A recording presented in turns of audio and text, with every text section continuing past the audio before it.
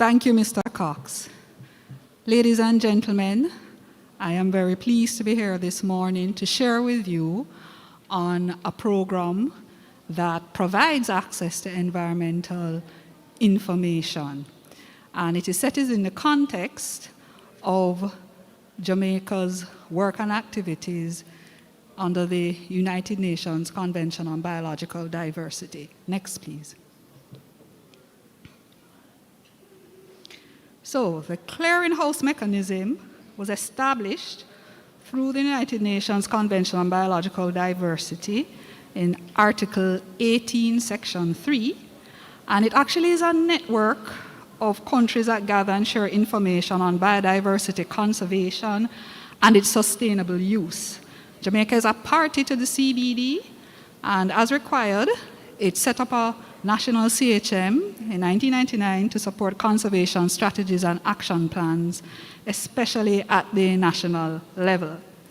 Now, operating as a department of the Natural History Museum of Jamaica at the Institute of Jamaica, the Jamaica CHM, as I'll call it here on, serves as Jamaica's biodiversity information network. And there are two of us on staff, and the research officer is also here today. I'd also like to acknowledge the director of the Natural History Museum of Jamaica, who is with us as well. So the Jamaica CHM contributes directly in providing information support at all levels of society. We're not just set up to serve government, but we also cater to non-government organizations, private sector, civil society. And the articles that we contribute to under the convention include cooperation, and that is cooperation with other parties to the convention, so we collaborate regionally and internationally through projects and work, identification and monitoring of species and ecosystems, and then you'll see two terms there, in situ conservation and ex situ conservation. In situ conservation is just about conserving the environment in its natural state. So protected areas would be an example of in situ conservation. And then ex situ conservation is when you conserve aspects of the environment outside of its natural state. So the museum does that because the museum houses and preserves specimens of plants and animals. Research and training is a big part of our program, and of course, public education and awareness, as well as exchange of information. You are able to contact us with information requests. And then there is a technical and scientific cooperation. And as I go through my presentation, you'll get an appreciation of what has happened. So since our theme for the celebration of Right to Know Week refers to the digital age, I thought I would share with you the 4 key digital technologies that are used in the Natural History Museum of Jamaica. And of course, these technologies are available for the work of the Jamaica CHM, and they include scanning and imaging of particularly photos.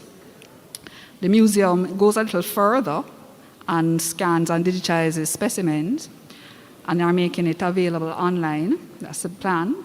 Database applications, and we do have databases that are publicly available.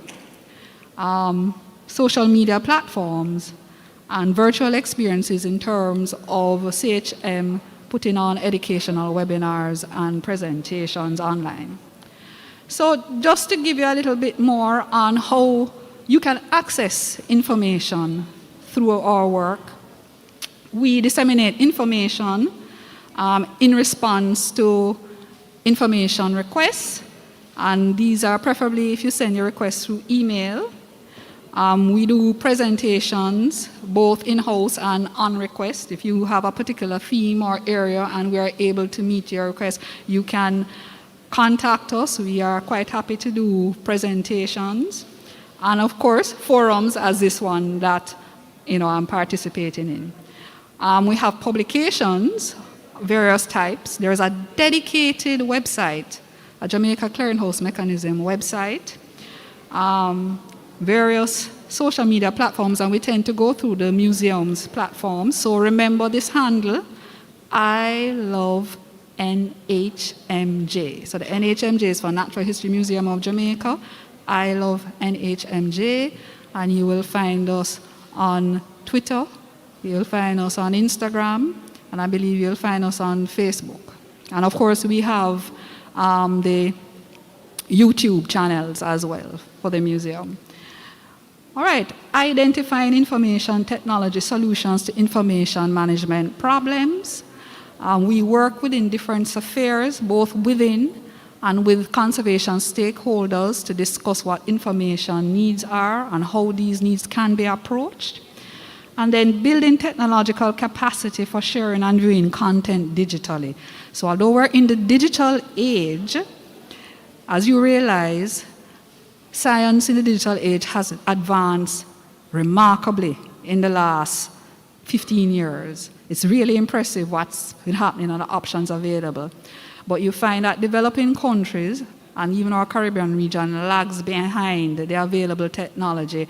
And of course, we're all familiar with issues of access, problems of funding, and also having the expertise that once we get software and hardware in to maintain it. All right, so we're going to start looking now at some of our products and some of the services.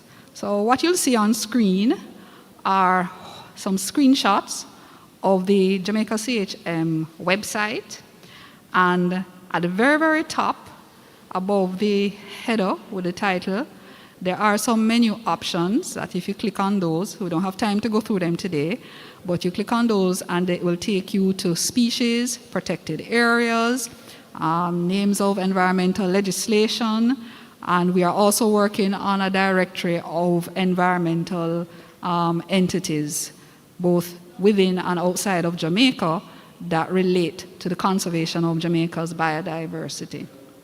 And then, back to the other side, please. One more. Right. I'm going to stay on this slide for a minute. You will notice that we highlight Jamaica's heritage. We also look at national assessments, and then we also make available to the public national biodiversity strategies and action plans, because these documents, along with laws, are not just intended for management at the government level, but we want to have citizen participation in the consultations of these documents. Okay, at the bottom on the left, you will also see we have a publication highlighted every month. We choose a theme that is topical. It could be about Jamaica, the region. And we also have a newsletter that is disseminated via email. And that newsletter actually addresses conservation issues and biodiversity issues in the island, in the Caribbean region, and international. If you want to keep abreast, I had heard earlier comments about, if you're not in the science field, where do you go to get information? Our newsletter is one of the ways in which you can do so, as well as our website. So you see that the URL for our website is on screen. You can make a note of it, as well as a contact email. Lastly, if you want to get details on what we have been doing over a couple of years, 2017 to 2022, we have done an impact feature, and you can see the impacts of the CHM. Next slide, please.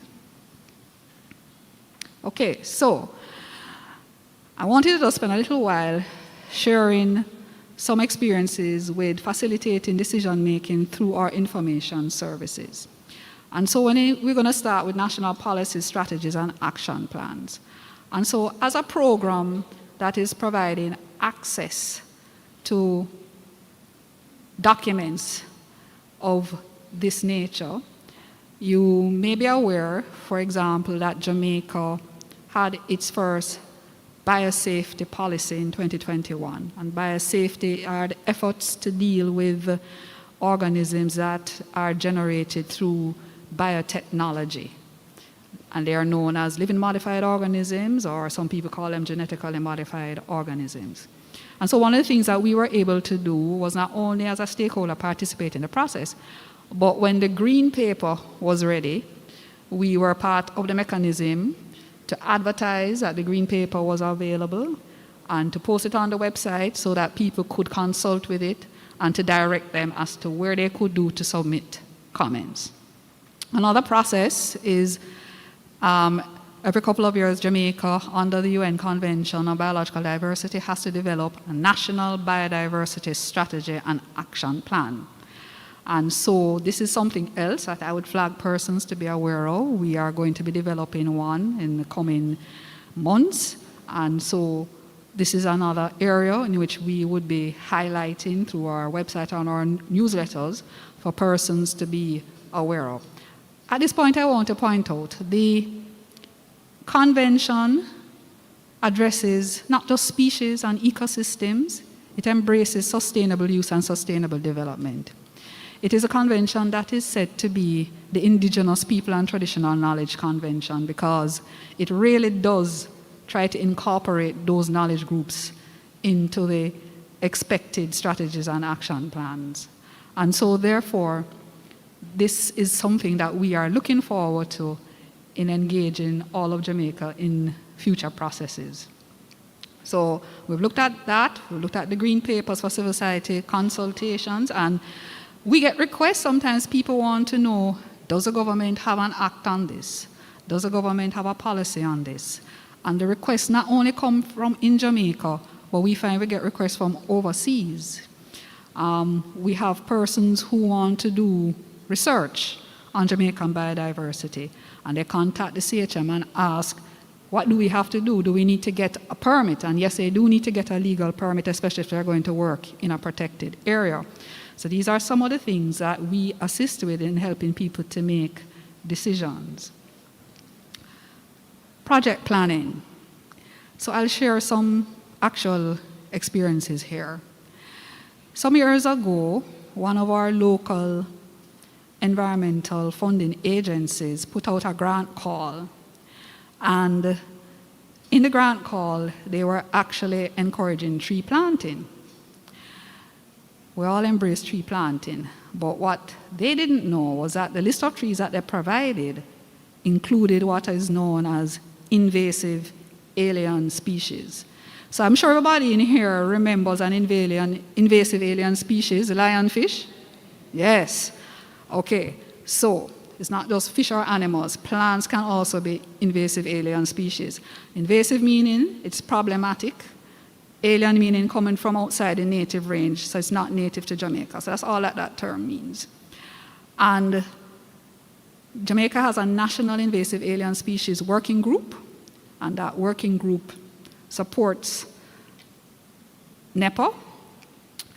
And what we do is that we have as part of our mandate is to generate lists of species that are invasive to Jamaica, alien species that are invasive to Jamaica. And so, you know, this grant call was brought to their attention, and the CHM is a part of that group.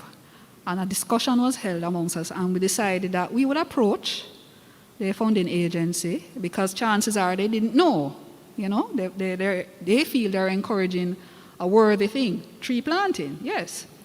So we prepared a technical document, and we went and met with them. And they were grateful and said, you know, we really had no idea that some of the species on the list were invasive alien species. And moving forward, we are going to do a review of the species that we are putting out in grant calls, and we have no problem with making adjustments to the list. So that was a decision that was made on their part based on us providing them access to information on the types of species that are invasive. Another one I want to bring to light is the private sector is also a target group in the work that we do. It's not often we get to interact with them. We don't get many requests. But in 2011, a communications group contacted the CHM. They had a client. They didn't tell us who the client was, but they had a problem. The client gave them the task to help develop a logo because they were branding their business. The client had a specific request. They want it to be, the logo must have in the Jamaica mango hummingbird, which is an endemic species. So most people know Dr. Bird, but we actually have other endemic species of hummingbirds. Unfortunately for the communications company, Their access to information was to Google. Now, when you Google, as you know, a whole heap of information can come at you. You're flooded with information. And you're forced to make a decision, and you can end up making the wrong decision as they did. And they ended up choosing the green-breasted mango hummingbird and designing the logo with that. And the client was most unhappy because the client knew what the correct species was. So now they had to be calling around the museum to help them. And I say this to point out, very often we talk about access to information, but in the business of what we do at the CHM, it's also important that when you access the information, to be aware that sometimes the access you need is not just to the data and information itself, but to resource persons who can assist and guide you in making correct decisions. So we were able to guide them and tell them that no, their question was, is this species found in Jamaica? And we were able to tell them, no, this species actually occurs from Mexico to northern South America.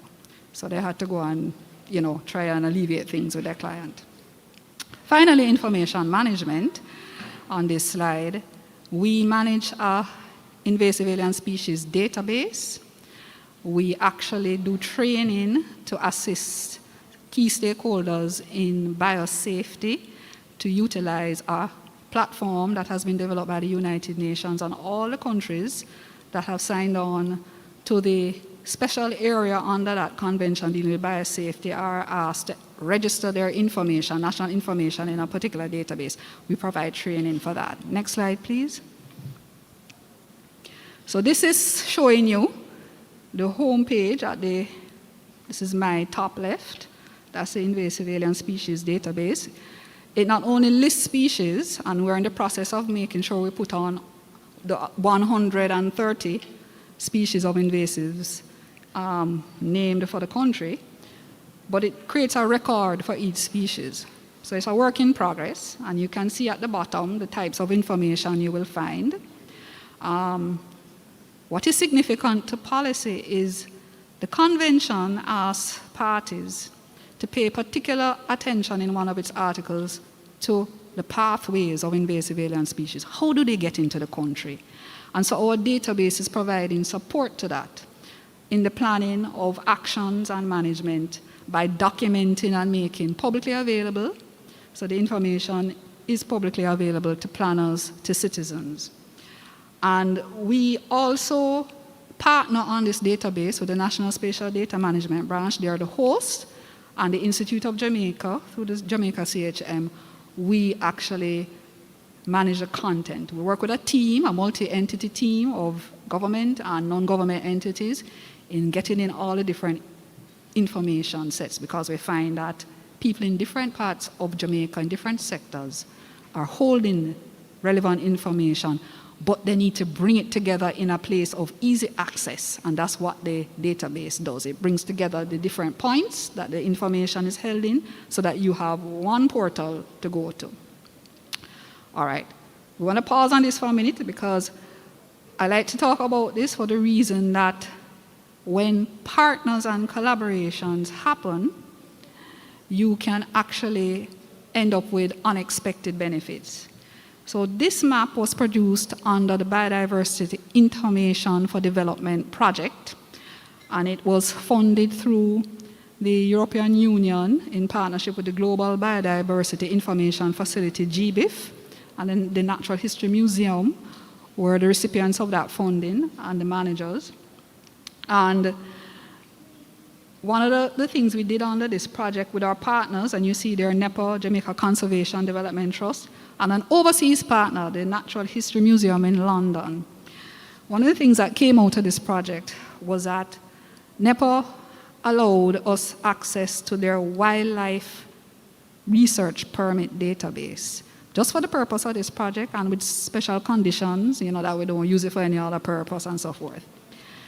And what we did, we were able to plot this map to look at what research had been done in protected areas. And it gave a graphic picture that the tables don't give. It allowed us to answer a question: can we use the data in an already existing database that is used by the regulators, because how they use it is that they are checking that the people, when they apply for the permit, and they say they're going to work at point X, that they're actually working at point X and not point Y, and that they're meeting the conditions of the permit. So that's the original use of the database. But we were looking to see, can the information that already exists, can that be used to help us have an insight into what kind of research has been done on biodiversity in Jamaica? What is available? How do we get a good, quick snapshot of that? And mapping can help to answer that question. And so you can see from the map that was an output of the project that we have several points on the eastern end of the island. You see points in the Blue and John Crow Mountain National Park. And if we move south, you see that there are some in the Portland Bight Protected Area. And then as we move to the other ends of the island, you won't be able to see the polygons, but some of those dots are actually in small forest reserves. And what we saw was that for a particular time period, 2010 to 2015, a lot of the research happened in the national park. And the associated data gave us an idea of the species and the ecosystems that were being researched. And this would not have been possible if NEPA had not been willing as a partner to provide access for us to see if we could use the database in that way. So collaborations, just by being willing to have conversations and to discuss things and to see how we can work together, access to data and information can result in new products or possibilities. Next, please. All right, so this is my last slide. And I just wanted to leave you with some thoughts of the importance of access to environmental information at all levels. And yes, information can empower environmental stakeholders for informed planning and decision making for government, non-government, and civil society. And of course, it facilitates transparent governance. The database I mentioned earlier that is hosted by the UN for biosafety. If any trading country wants to move a living modified organism through our waters, they have to declare it through that database. They have to say what it is. They have to indicate the timeline, and we have our responsibilities to do certain notifications here in Jamaica to let people know what is going on. And so that is something that the government is currently orienting to take on and make a part of its procedure. And that is to have transparency in that kind of trade. Access to information facilitates dialogue or feedback that may lead to opportunities for collaboration. And I want to tell you something about that invasive species database. That invasive species database, the first platform came out of a regional network, and that was later gone into dormancy. And those of us who survived that period, Brazil, Argentina, Jamaica, Brazil found funding, went on to reactivate the network, and now we have this database. So we have worked cross-country to get in the platform. And we have a partnership and network across the region to share information with. Identification of information gaps, new data and information, especially valuable, especially when we work across sectors, because you in your sector might have knowledge of something that we may not have considered. And so when we access information and discuss it together, we end up with a more wholesome, informed picture of the environmental issues and challenges that need to be resolved. So I leave you with these thoughts, ladies and gentlemen. Thank you for your attention.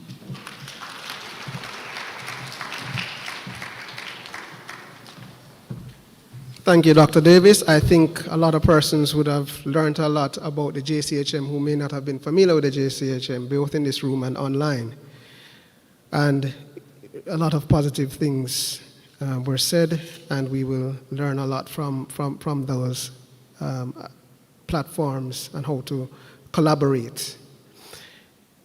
Our next speaker, Dr. Teresa Rodriguez Moody, is an environmental scientist and advocate dedicated to safeguarding Jamaica's natural heritage. She is the Chief Executive Officer at the Jamaica Environment Trust, JET. It is a non-profit environmental NGO whose mission is to protect Jamaica's natural resources through their law and advocacy, conservation, and environmental education programs. Dr. Rodriguez Moody is a geographer with a BSc and PhD from the University of the West Indies.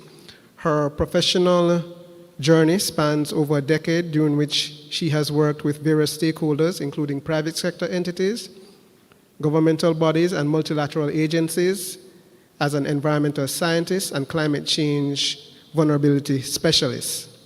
Her most recent advocacy efforts have been instrumental in highlighting key environmental issues in Jamaica, such as environmental monitoring and enforcement, access to crucial environmental information, transparency, public participation, and addressing challenges posed by extractivism and deep sea mining. Let's welcome Dr. Rodriguez Moody to give her presentation.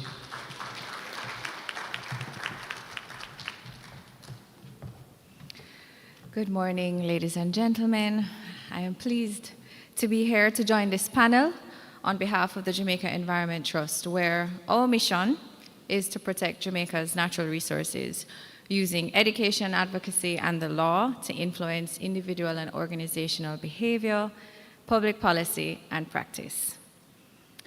Environmental defenders, a term which I'm sure many of you are not familiar with, are individuals and groups who actively work to protect the environment from harm caused by resource extraction, hazardous waste disposal, and other dangers.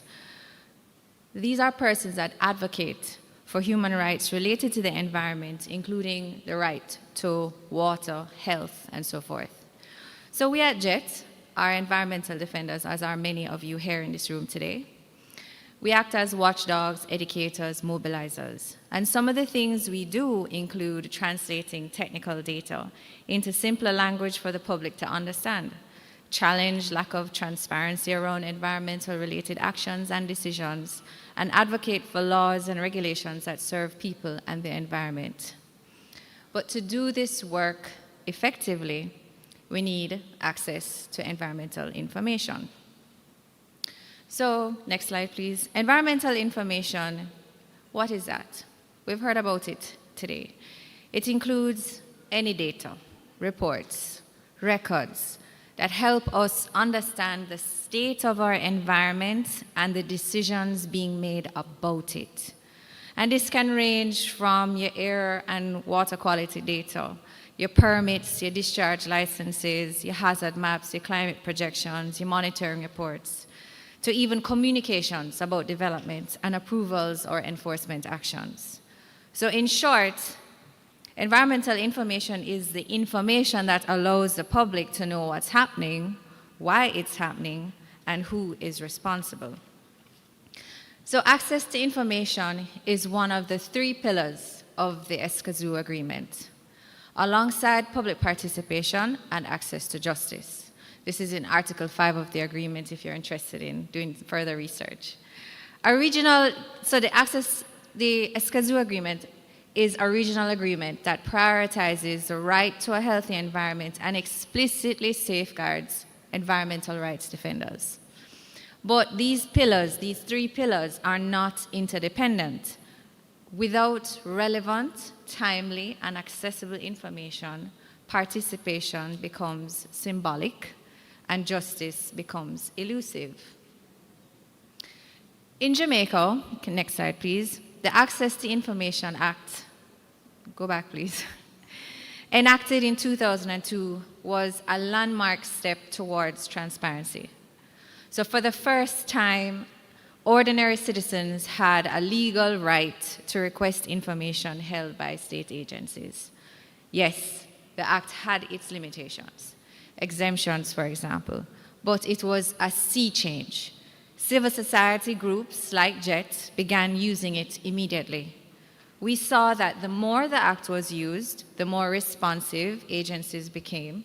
It wasn't perfect, but it opened doors to the critical data, the environmental permits, the monitoring reports, the assessments, and more.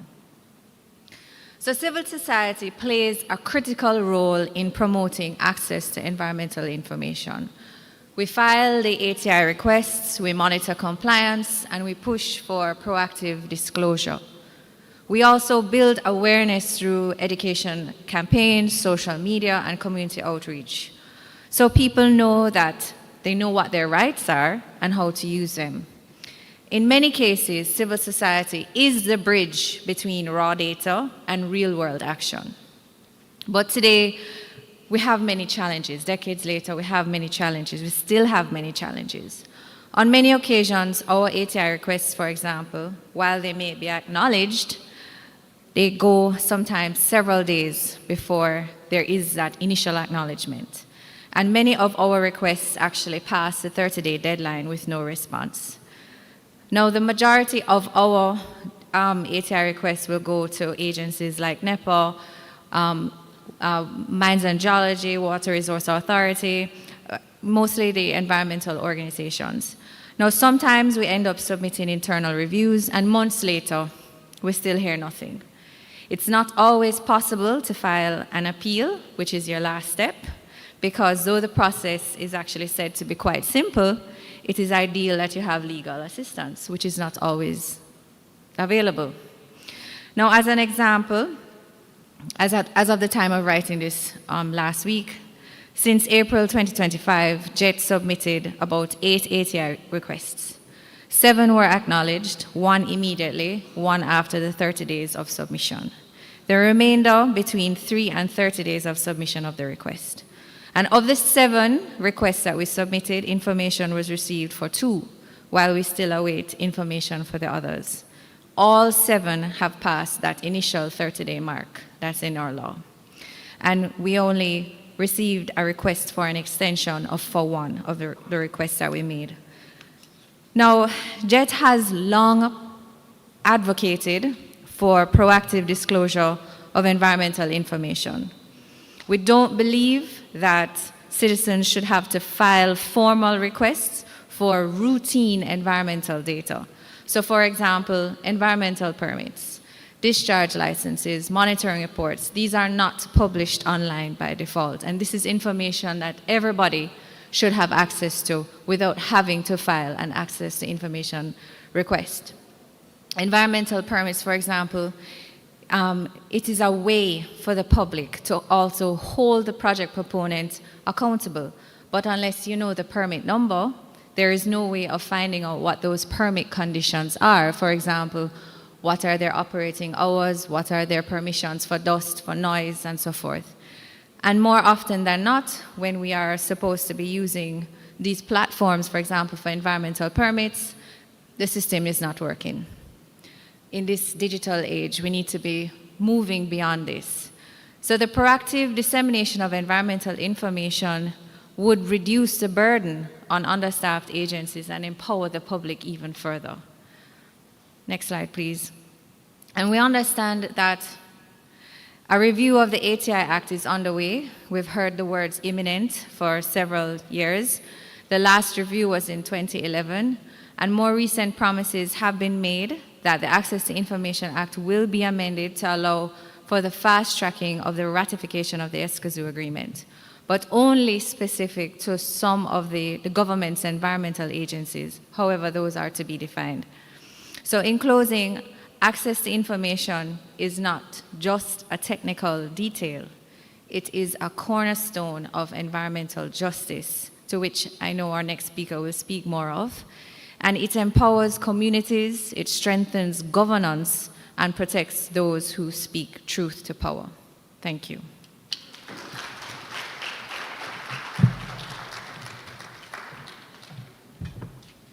Thank you, Dr. Rodriguez-Moody. As Dr. Rodriguez-Moody said, we have some work to do. We have the strong foundations, as the CTD mentioned earlier, and it's in all our interest for us to strengthen our access to information system, that it empowers both our civil society advocates and also our MDAs, so that we transform as the government focus is on us transforming. Our next speaker, Daniel Andrade Goff, is a Jamaican attorney at law and partner in the law firm Goff Law with extensive experience in environmental law. Her areas of practice include environmental policy, litigation, advocacy, legislative drafting, and environmental law education. From 2015 to 2022, she served as an elected representative of the public for the Regional Agreement on Access to Information, Public Participation, and Access to Justice in Environmental Matters for Latin America and the Caribbean, which is the ESCAZO Agreement. Ms. Andrade Goff was previously legal director of the Jamaica Environment Trust, a nonprofit environmental NGO organization, a post she held for 9 years and is now a board member. During her time as legal director, she managed JET's Law and Advocacy Program. She obtained her Bachelor of Laws from the University of the West Indies and was called to the bar in Jamaica in 2005. In 2009, she was the recipient of the British Chevening Scholarship and completed a master's degree in environmental law from Queen Mary University of London in the United Kingdom. Let's welcome Mrs. Andrade Goff.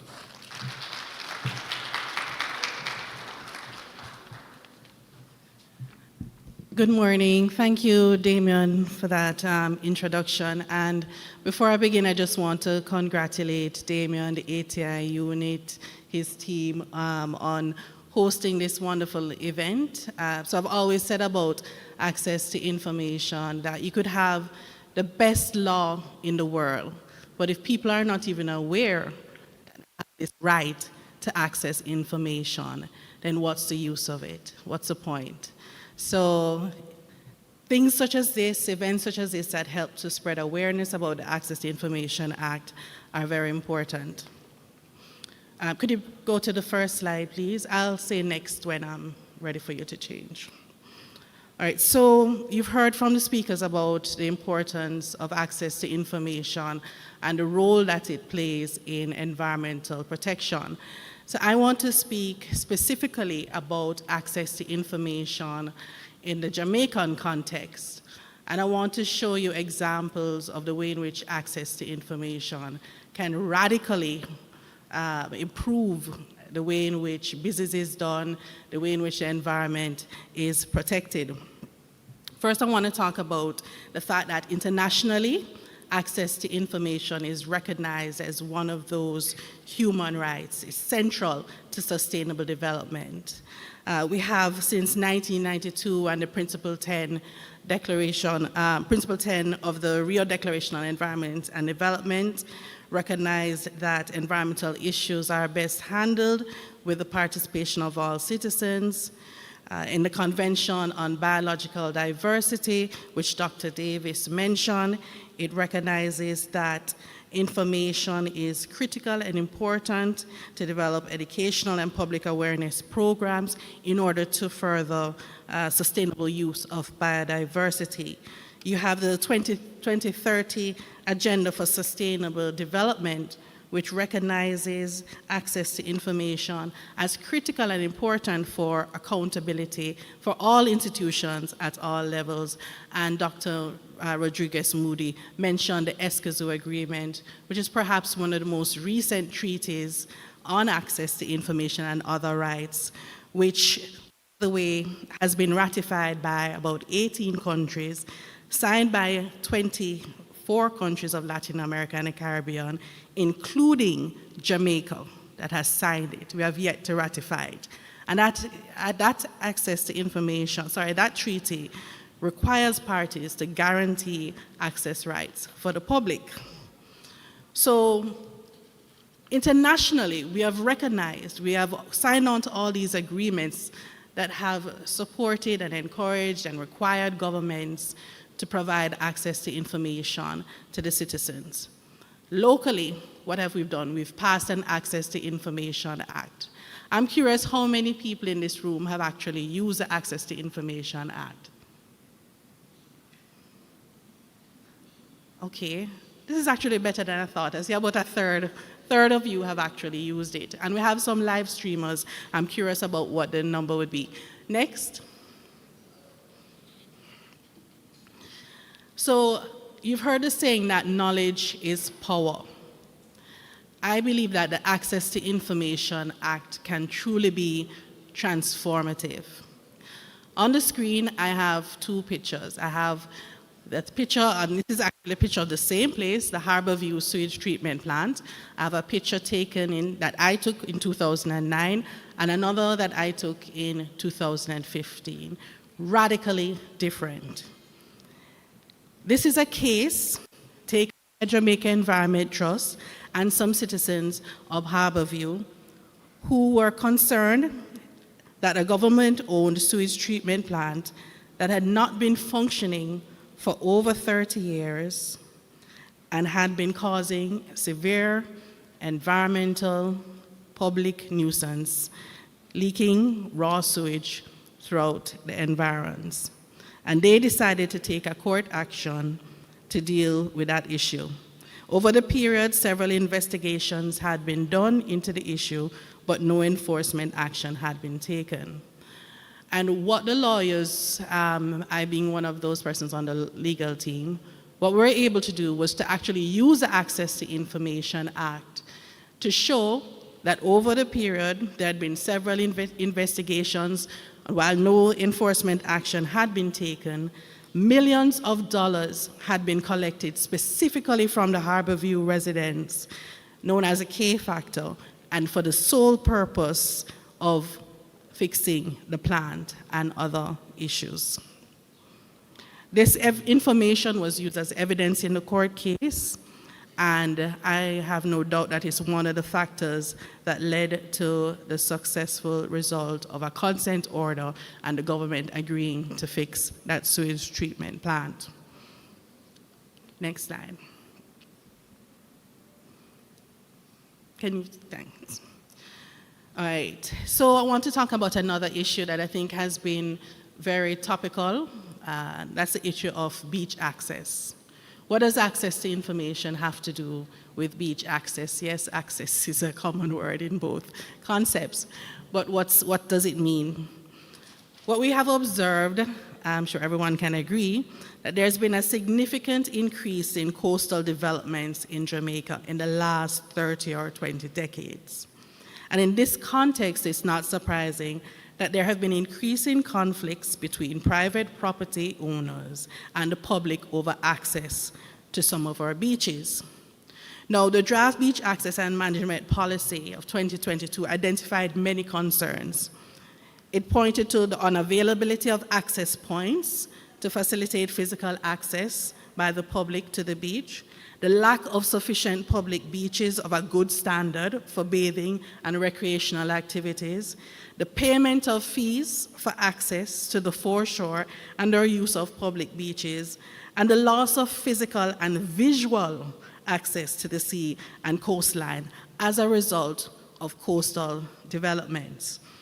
So we have, as a nation, recognized that this is a growing and an urgent concern. Now, what legislation exists to protect the right of access to beaches? So we have a Beach Control Act, and under the Beach Control Act, the foreshore and floor of the sea are vested in the Crown, and certain rights are protected. That foreshore is defined as the area between the high and low tide watermarks that's alternatively covered and uncovered by the tide as it ebbs and flows. On the screen, I actually have an image there taken from the draft beach policy, and the area in yellow is essentially the foreshore. Now that area of the foreshore cannot be privately owned. It's vested in the government. Anyone who wants to conduct any sort of coastal development or activity within that foreshore requires a license from the government. However, there is no general right of the public to access the foreshore, not in common law and not in legislation. So what can access to information do to protect the public concerning these developments that infringe on public access to beaches? Now, oftentimes we hear about these developments, maybe there's a newspaper article, there's something in the media about it or so on, but sometimes the communities hear about it when there's a wall or a fence that's erected, preventing access to beaches.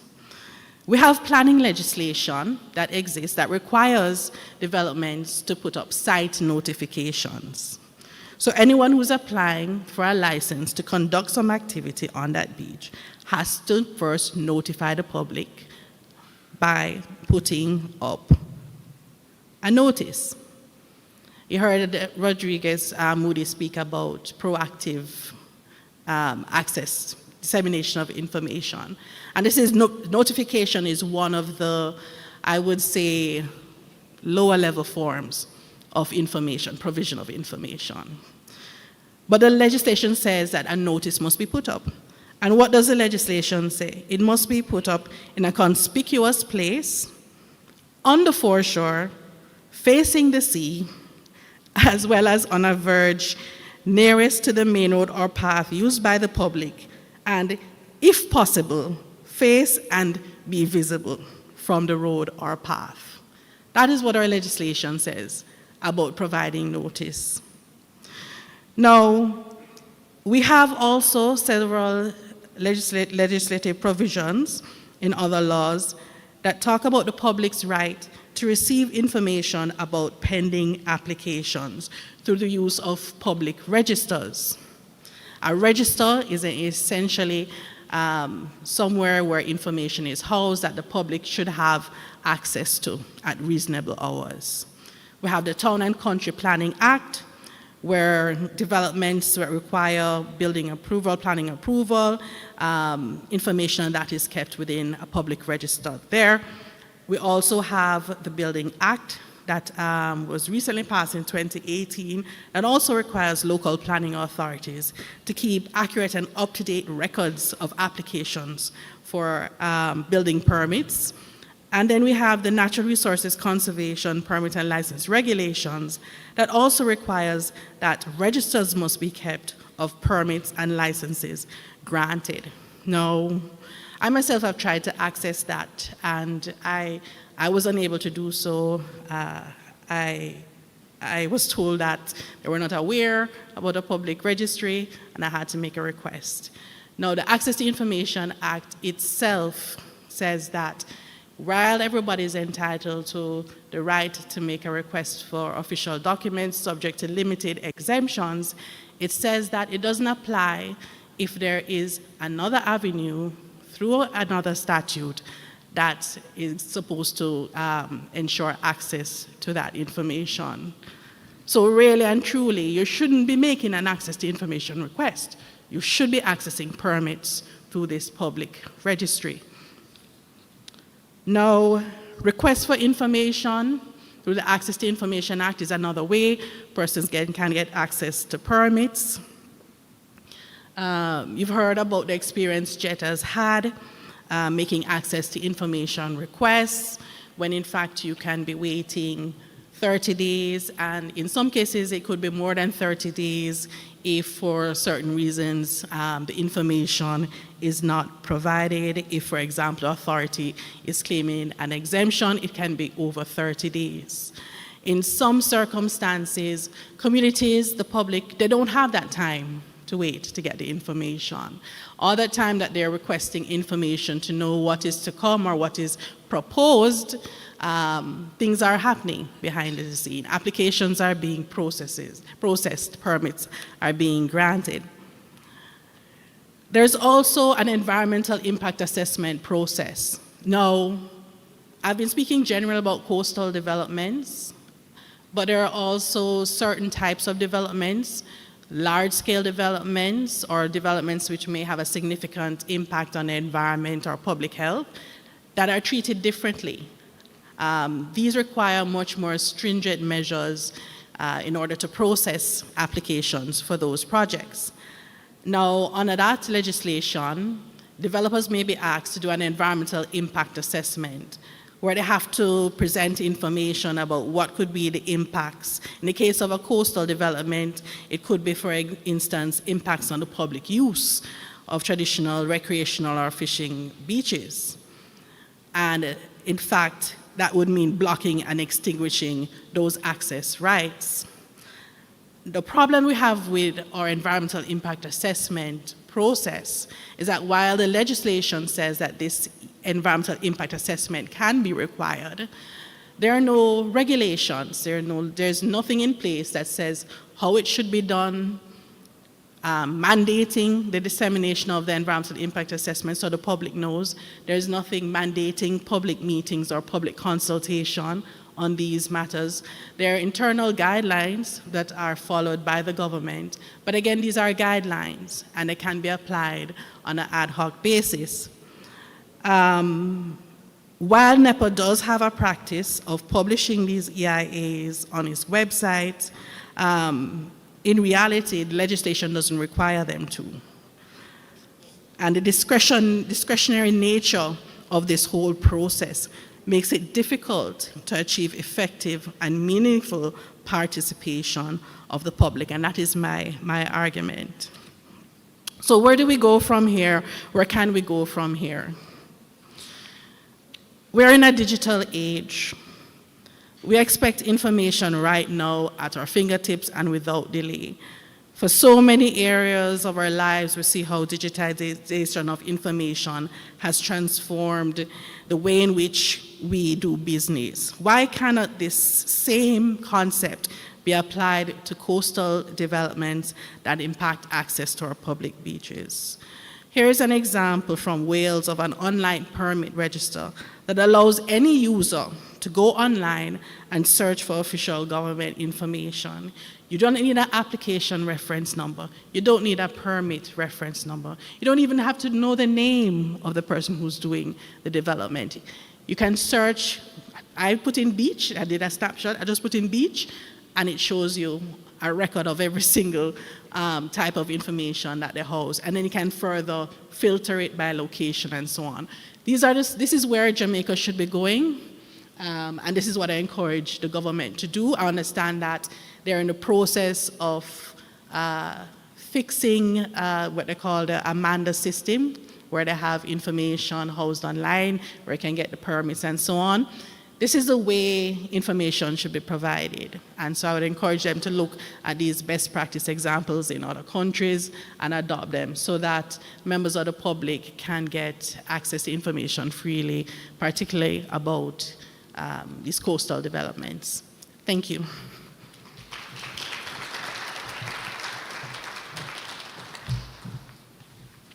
Thank you, Mrs. Andrade Goff. We have had 3 presentations that have, I think, given us a lot of food for thought, given us some information that we perhaps did not know before, and spoke about, I heard a big yay a while ago, right? It's a good panel talking about the technological gaps that exist and how to reinforce as we use the technology and what is required in the digital age, which is consistent with the theme that we're talking about at this conference and for International Day for Universal Access to Information as well. I will probe a little further with our presenters as we discuss some of these issues and just to get some more information about the platforms that were referred to and some of the proposals that were made as well, and the challenges. Now, in the importance of environmental information we've discussed from the beginning of our session today, and the context of the agreements that the government is a party to.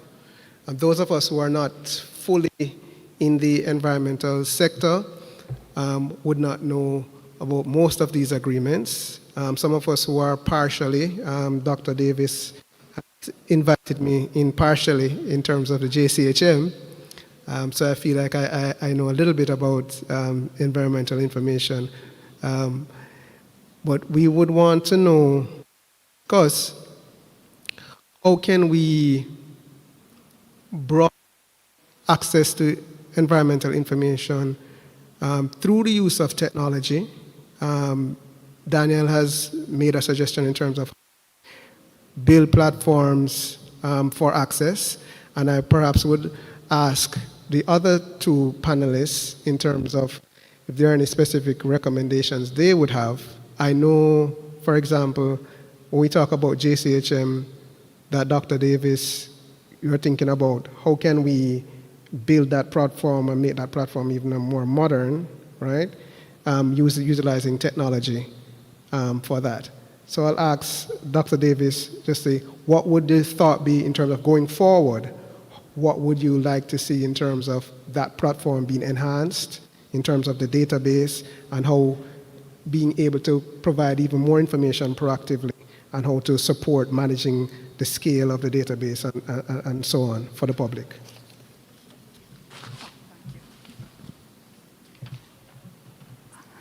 Thank you for the question, Damian. I think if I were to look at the Jamaica Invasive Species database, one of the ways in which citizens could actually support that effort is through your own observations. The database has a capacity to use location data and to plot maps, which is very important for us to have that information in conservation planning. And we have persons actually contacting the various conservation entities, including the museum, about problems that they're having in their gardens. They are having an overrun after flood rains with snails that have eaten down their plants. They're bringing up a sample of the snail. We realize that this could possibly be a problem species, or they're bringing insects into the museum. What we need is to capture some of the citizens' observations. And so one of the things for the database is really to develop the spatial aspect of it, so that when we have various information coming in from citizens, we can incorporate some of the citizen observations into the database to help expand it. And so it gives us a better idea of where these problem species are occurring and where we must target the efforts to control them. So that would be one way in which we could actually engage civil society, and we already have some persons doing it, but I don't think a lot of people are aware that if they can actually share that kind of information, that they are participating in a process in building the information that we share. So I think what Susan is talking about is also capturing that citizen data using your mobile phones, right, to capture information and submit that data. I'll ask Dr. Rodriguez for any recommendations he has in that respect as well. Thank you. As Daniel had indicated, the data sometimes is needed almost immediately for you to be able to, when communities come to JET, for example, to ask them with assistance, they have a dust issue, there's a facility nearby, do they have a permit? What are their operating hours? Oftentimes you just cannot find this information. And when we go on a website, for example, as Daniel indicated, I think it's the Amanda system is not working. So the only way that you can find this out is by requesting a permit through the access to information request. And that can take any amount of time. Now, this is why that register is so important. You want to be able to just go online, especially with information at your fingertips, to be able to just find out what are the permit conditions. And this is just simple. What are the air quality, what's the air quality data? What's the recent water quality information for the coast? What kind of water am I swimming in? What's the quality of the water in the river that you're getting your potable water from? This is information that affects all of us in different ways, and we should have access to it, but it's not always available. It's more often than not available. And so we really need to migrate to using the digital platforms, searchable, when we have permits displayed, QR codes, so that you can immediately just go on your phone. If the development is right beside you, you can scan the QR code if you see a permit displayed, and you can go online and you can find out what the permit conditions are, so that you can, if you need to make a report because maybe they're violating their permit conditions, action can be taken very quickly, because a lot of times people don't actually know what they can do. They're dealing with an issue, whether it is an oil spill, dust complaint, and they make phone calls and don't really know what the next step is. So by providing as much information as is possible, and I think some of these are low-hanging fruit, because these are permit conditions that have been granted, issued, and should be available to the public. And I'm just using as an example. Environmental impact assessments are usually available online, but not all projects require an environmental impact assessment. There are many that just require a form of technical environmental assessment. That doesn't mean that there are no environmental impacts. But if no environmental impact assessment is done, you'll have to do an ATI request to actually find out that information. So that was a good example. We've seen examples in Ireland that they have a really robust platform that you can do a search and you can find information, all the information related to a project, so that you as a concerned citizen can know what you can do with that information. If you require any legal steps, or you just want to know what they're doing, you can easily access that information.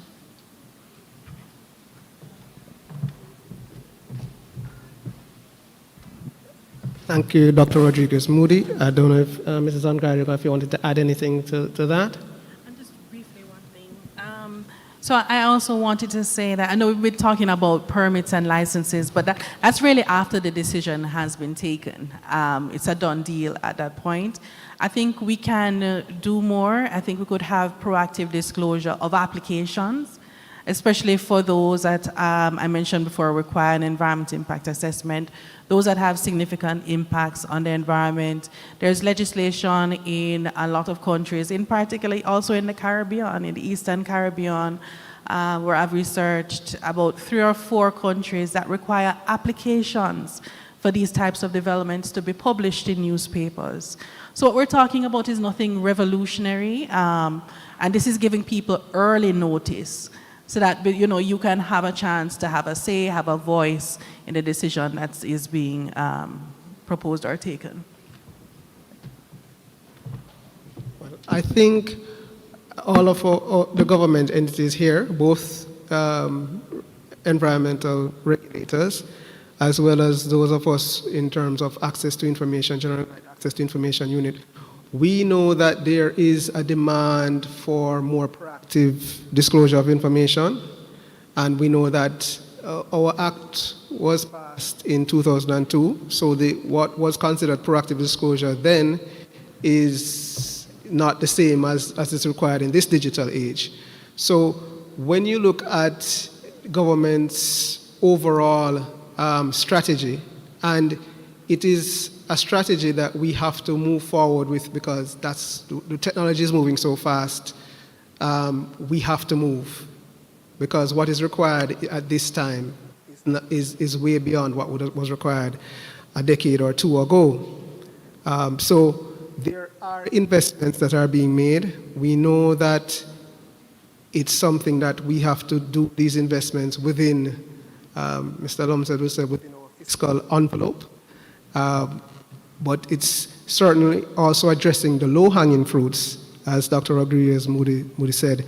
And I know that there is a lot of collaboration that MDAs can do, as Dr. Davis mentioned as well, in terms of bringing the information together to add some value added, looking at more open data in terms of the data sets that we have available to the public, and just being more proactive and understanding what information we can proactively put out there based on the needs and the requests of citizens that we provide access. We have a couple minutes, and I would open the floor for any questions from the floor for this panel, if anyone has any questions.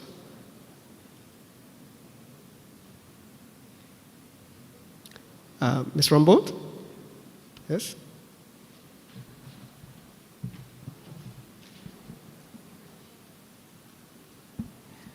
Okay, let me just thank the panelists for that, their interesting perspectives on digital access, but it also opened my mind to the possibilities of government in terms of granting access. There's a whole lot of information in government, and as you rightly said, it should be free. It's not restricted. It's not exempt. But the thing is that a lot of persons who are applying for access to this information really don't know how to access this information that might be in the public's domain. You spoke about beach rights and all of those, because the first thing, once a permit is given, more than likely it's gazetted. A lot of Jamaicans who are applying for information don't even know what a gazette is, or where to access it, So they are usually coming to the entities. Sometimes, sometimes these gazettes are not published in a timely manner. So when they're asking us through access to information, we are not even aware that it exists. But if they were going to Parliament or somewhere else. So I think it's incumbent through the ATI unit. We probably now need to look at how to educate the public, in terms of their, not even digital, because we have not reached there yet, but just how to search for information, access information. People don't know how to go about looking for this information in the right channel. And the channel they use tend to be very cumbersome, and convoluted. So I think going forward in terms of the way you serve the public, is probably trying to educate them on these websites exist. I see that a lot of persons are coming through the access to information just as a channel to get to other government entities to get information, because they think if they come through you, it's a mandate to the other ministries or departments, agencies, to say, this person requires this information, serve them. So if you have that, if you command that platform from the requesters, I think if they are going to your sites, you could use that also to educate them on how to access information.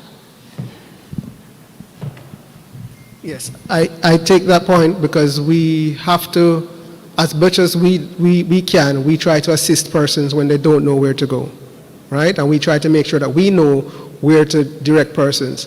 But essentially, and I don't want us to miss the point in terms of the proactive disclosure, is that, for example, you mentioned the Gazette. That is something that is required by law, but it is not the most accessible means of providing information, unless we were to, those gazettes are going to be put on a portal, for example, and proactively published, because trying to get to the printing service and then to access that, it's challenging, even for government entities, right? So the bigger point, and taking your point as well, is that we need to have a more robust proactive disclosure of information that is not exempt information.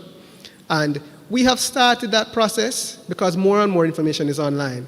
But I think what is being requested here is for us to do more and also to utilize the technology more. And I think that will happen as we try and reduce some of these friction points, because what that also does is the more proactive disclosure, when we talk about the push model of dissemination, it means that as government entities, we're going to be getting less requests for things that we don't need to be spending valuable and limited human resource time trying to process access to information requests for things that we can put out proactively in the public domain. And one of the things for us to look at going forward is how we can look at what the public wants and put as much information as possible available online that is non-exempt, that has no privacy issues, and that we can have persons access that information in a timely and simple way. Because one of the things we also have to think about going forward is persons are also looking at the way in which we provide information, the formats, as well as they want summaries of reports. right? Summaries of studies, so how in shorter formats that we have to think about. And the technology will help us. We know the capabilities of a number of the artificial intelligence tools that are now available and daily being advanced that will help us in terms of how we are able to disseminate information. More and more government entities, I see the Ministry of Finance, you go on the website, I see the chatbot comes up really quickly, asking you, to indicate what is it that you want. So we're going to be using more chatbots, more AI chatbots in the future. We're going to have AI agent tools. So it's about us embracing the technology as well, because that also means upskilling of our public sector workers, as well as improving our infrastructure. Are there any other questions Right from here. the floor? You're not looking at me, Mr. Cox. Okay, go ahead. All right.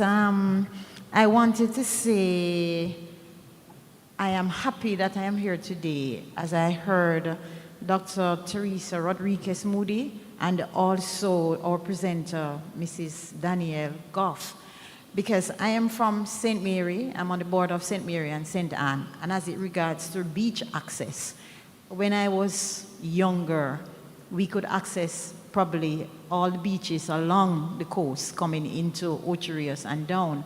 But what we have found is that there are a number of developments that has happened and that these beaches are now not accessible by just you walking off the road, but persons has decided to take over the beaches. And my question really to both of you is that, is there a collaboration between the environmental justice and the environmental defendants as it relates to protecting our rights as citizens? And how do we get the information, the access to that information, as into when we see these beaches just being taken over by persons from anywhere without, I don't even know if somebody has a proper permit to take over the beaches. How do we collaborate to move forward on that? All right, so we do have legislation, it's called the Prescription Act, which what it says is that once the public has been accessing, whether a path, a track, whatever access point to a beach for at least 20 years or more uninterrupted, that they have a prescriptive right of access to that beach. So that right is a legal right of access. And the private property owners have to respect that right. Now, the problem that we have is that in order to enforce that right, because the right exists, it's not the law give it a right, the right exists. The law is just telling you how you have that right. But in order to enforce that right, it requires the public to go to court and to get a court declaration recognizing that right. And that's one of the challenges I think that we have.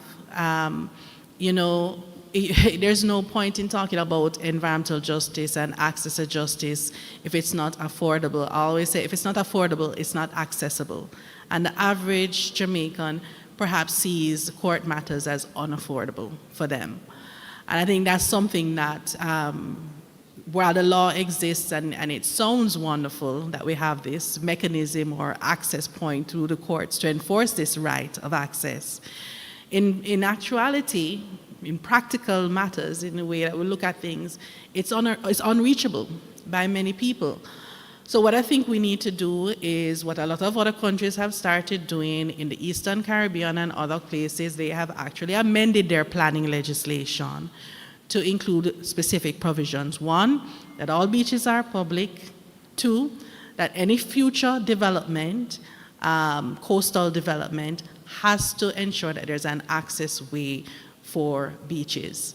Now, I think at minimum, those beaches that we know that are traditional public beaches or fishing beaches that have been accessed for decades, we can protect those at minimum. And that's really what I'm calling on to do. I'm not talking about doing a policy matter, I'm talking about legislation. So that gives an actual enforceable legal right.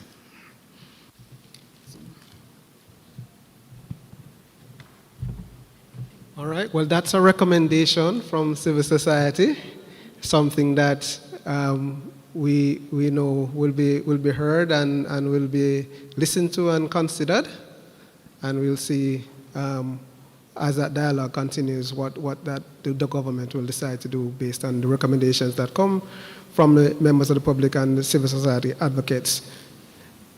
I have one comment and one question. The comment is that I think having a representative from NEPA would have gone a long way with this discussion based on some of the comments that I've heard Mrs. Rodriguez Moody and Goff made.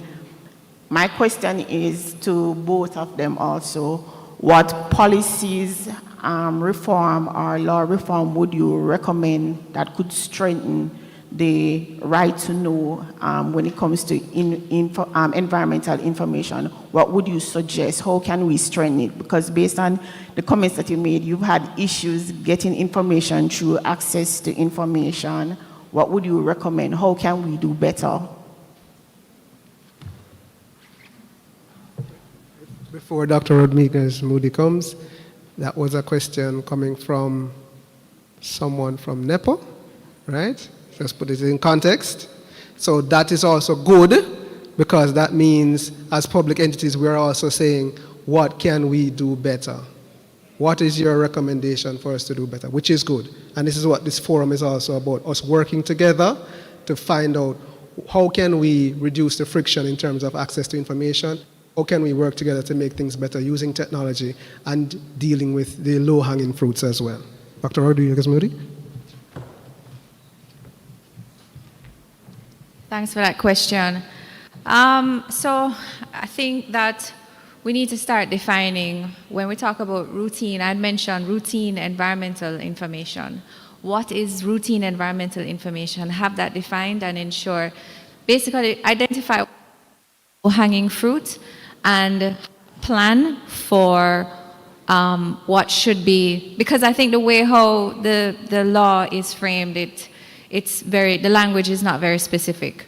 So I think what we need to do is when we talk about environmental information, talk about routine environmental information, define what that is, and find and create that platform that is going to be the space where all of this information is going to be published and accessible to the public. I think that when that happens, it means that, I think Mr. Cox said it becomes less of a burden on the ATI officers who have to answer these requests. So for example, right now you'll find your state of environment reports. You might find some annual air quality monitoring reports, but there are quite a few more reports that need to be available for people that are actively trying to make a decision about their environment, their immediate environs, how they are supposed to, the quality of their water, the quality of their air. And that is the kind of information. When we talk about routine environmental information, if a permit says you are supposed to produce monitoring reports, those monitoring reports should be available. If a permit says that you're supposed to, they will tell you how frequently you're supposed to do air quality reports. Those things are, it's a permit requirement, so those are easy things that should be automatically available. The application forms, for example, automatically should be things that are available because they're required by law, but they're not proactively disseminated. The information that, when Daniel was talking about beach access, in order for you to try and find out that information, you could check the legislation without going to ATI, but you won't find everything. Some organizations are very willing to give you information. You don't even have to do an ATI request. You can just make a call, speak to their librarian, and they'll give you this information. But there are others that are more, no, you have to put an ATI request in, and then you have to wait for several weeks. And sometimes with the civil society or with the community groups that we have operated with, they don't even realize that the next step. So they sit down waiting for a long time for the information and don't know that there are a couple next steps that they can do. And sometimes they just give up. So I think that it's not just about, I think Daniel had mentioned it. It's not just about putting things into law and legislation. That's important, but I think also it's ensuring that all of those things are actually followed and done to support environmental decisions and actions that community members can also take in protecting the environment and being environmental defenders. I actually think Teresa did a good job, so I don't really have much to say on it. Just to say that, so it's not NEPA's fault that the legislation doesn't require them to do these things. And despite the fact that it doesn't require them to do it, they have developed guidelines, they are putting information, some of it on the website, making it active. What I am saying is that we can and we should do better. Other countries are far outpacing us in terms of providing environmental information. We can develop legislation that requires a much more robust access to environmental information framework.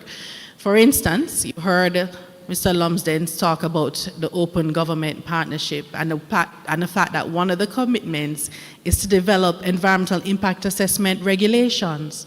That is a perfect opportunity to include provisions within those regulations that require information on applications for these significant developments that have an impact on the environment, that they be proactively disclosed and disseminated to the public. There's an opportunity right here that we're actively embarking on. So that's all we're saying. Let us ensure that Jamaica has its most robust, do as much as we can to ensure that we have environmental information and a strong legal framework. Thanks. I just wanted to add to the discussion. I've been listening about, the desire for us to be able to provide better access and the problems with current access, and things are not working. We want a searchable database. But folks, guess what? Somebody has to do it. Somebody has to have the skill set to put it in. And because this is an aspect in which I am dealing with on a daily basis, it is an observation that we already have some of that skill set right here in Jamaica, but it has been migrating over the years from the public sector. And we need to have a better investment in terms of funding to support these developments of platforms. Some of the databases that we do with the Jamaican Clearinghouse Mechanism are searchable platforms. People can go on and search for the data. We had to do collaborations in order to get the money, to be able to provide a facility for people to use. And so my thought is that if you look at our theme today, it doesn't just say provide, it says ensure. So when you get your laws in place, when you get the permits available online through a project, who maintains it? It says ensure. In the digital age. In the digital age, the public sector, I believe, because a lot of our talent has gone into the private sector, the public sector needs to greatly improve what we call an enabling environment for information technology. Because at the end of the day, in a digital age, somebody has to create the tool. The tool must be maintainable, and you must have the skill sets in addition to the funding. So it has been an observation that there needs to be a greater investment in the human resources, in the funding. Some of the technology is indeed here in Jamaica, but we don't have access to it because the environment is not facilitating us in the public sector having access to it. So I just wanted to make that point. I think this has been a great panel, and we are going to have to close here and take the lunch break, but I think we should really give our panelists a nice round of applause. Thank you, ladies. It has been a very good panel. We have learned a lot, and we have a lot of thoughts to consider and to see how we can connect, to collaborate both as government and society to work to improve access to environmental information and access to information broadly. Thank you.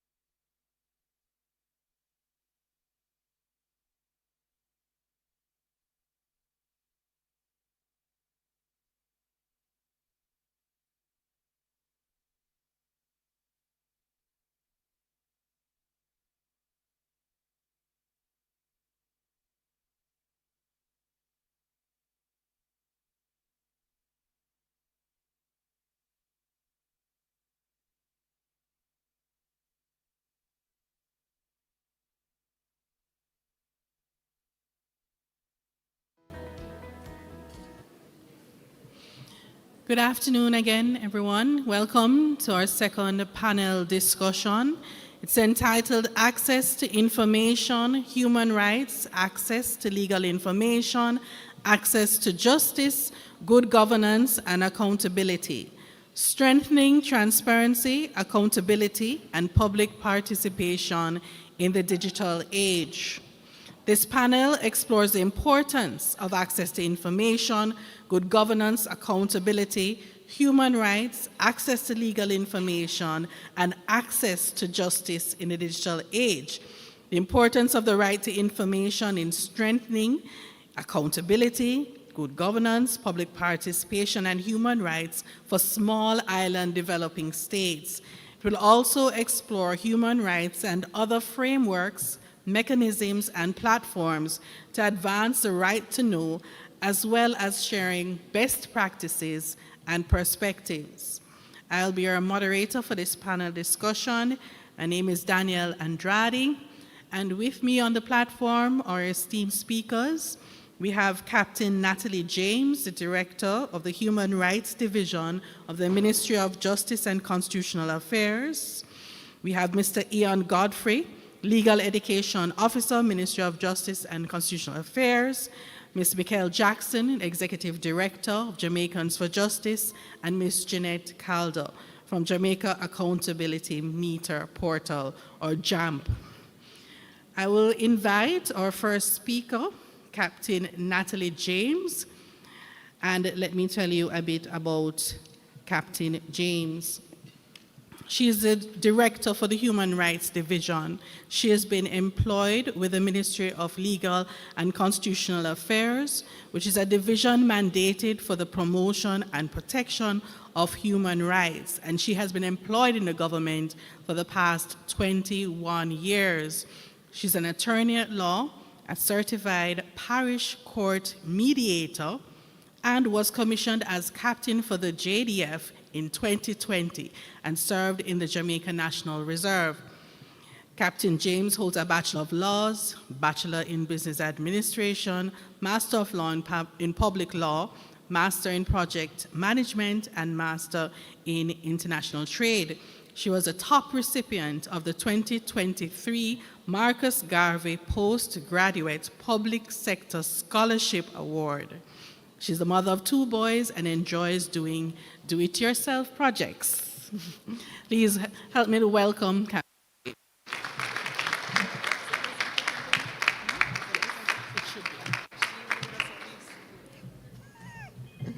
Good afternoon, everyone.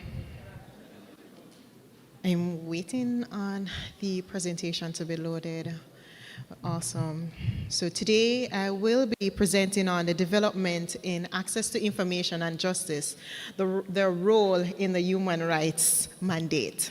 I am Captain Natalie James, and for the next 10 minutes, we'll do a nice journey. All right? Are you ready for the journey? All right. Let's go. Can I have the next slide, please? Right. So human rights and access to information are important because it empowers individuals to make decisions, foster transparency, accountability, and good governance. It supports freedom of expression, the right to distribute information, and information. You can go backwards, please. I'd like the table of contents slide. Thank you. Today, I will provide a brief overview of the provisions under the Constitution, which is Chapter 3, the Charter of Fundamental Rights and Freedom. I will review the Access to Information Act, the Data Protection Act, and review rights in the digital era. I will also speak on protection of these rights in the digital era. Next slide, please. Human rights are what binds us together. And that affects each and every one of us, regardless of our age, regardless if we're male or female, right? So human rights belongs to all persons. And this is because we are all human, regardless of our race, being male or female, nationality, religion, or your political opinion. Everyone is entitled to these rights without discrimination. Next slide, please. This is a picture of our Constitution. And the Constitution is the supreme law of the land. And Chapter 3 of the Constitution, the Charter of Fundamental Rights and Freedom, safeguards our rights and assigns us our responsibilities. Next. The preamble of the Constitution, or Chapter 3 to be specific, states that the state has an obligation to promote universal respect for and observance of human rights and freedom. And this is why we have our Constitution that protects this.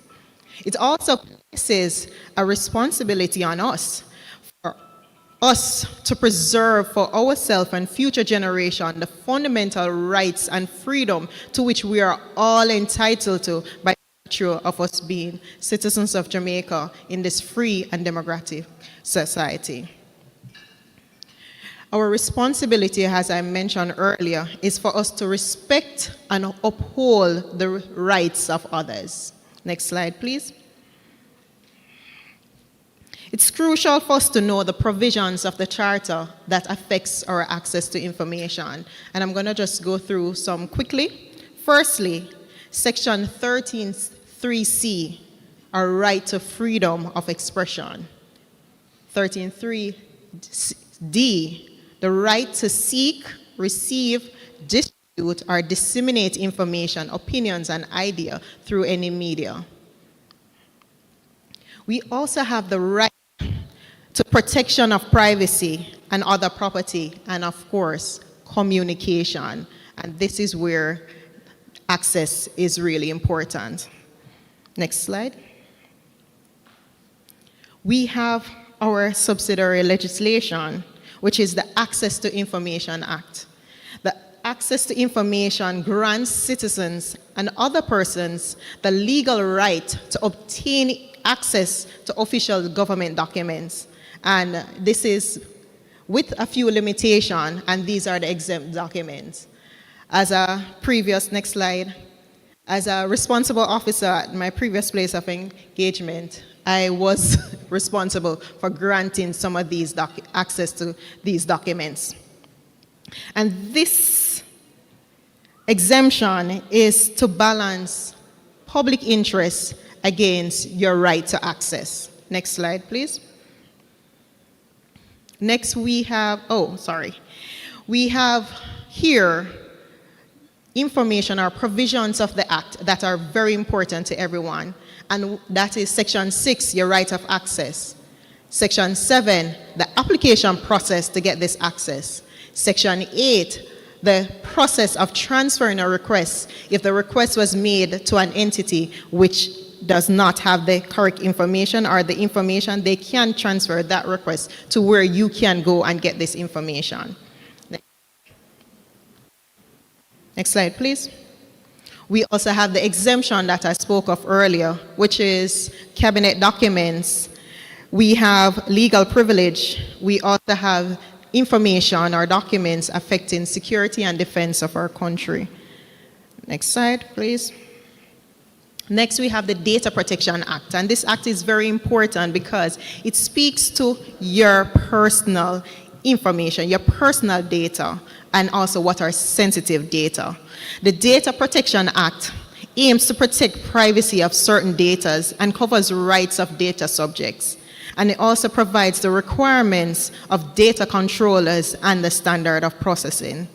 If you look to the right of the screen, you'll see the provisions that you need to be aware of, which is the right of access to personal information and the manner to which this information can be supplied under the section and the grounds.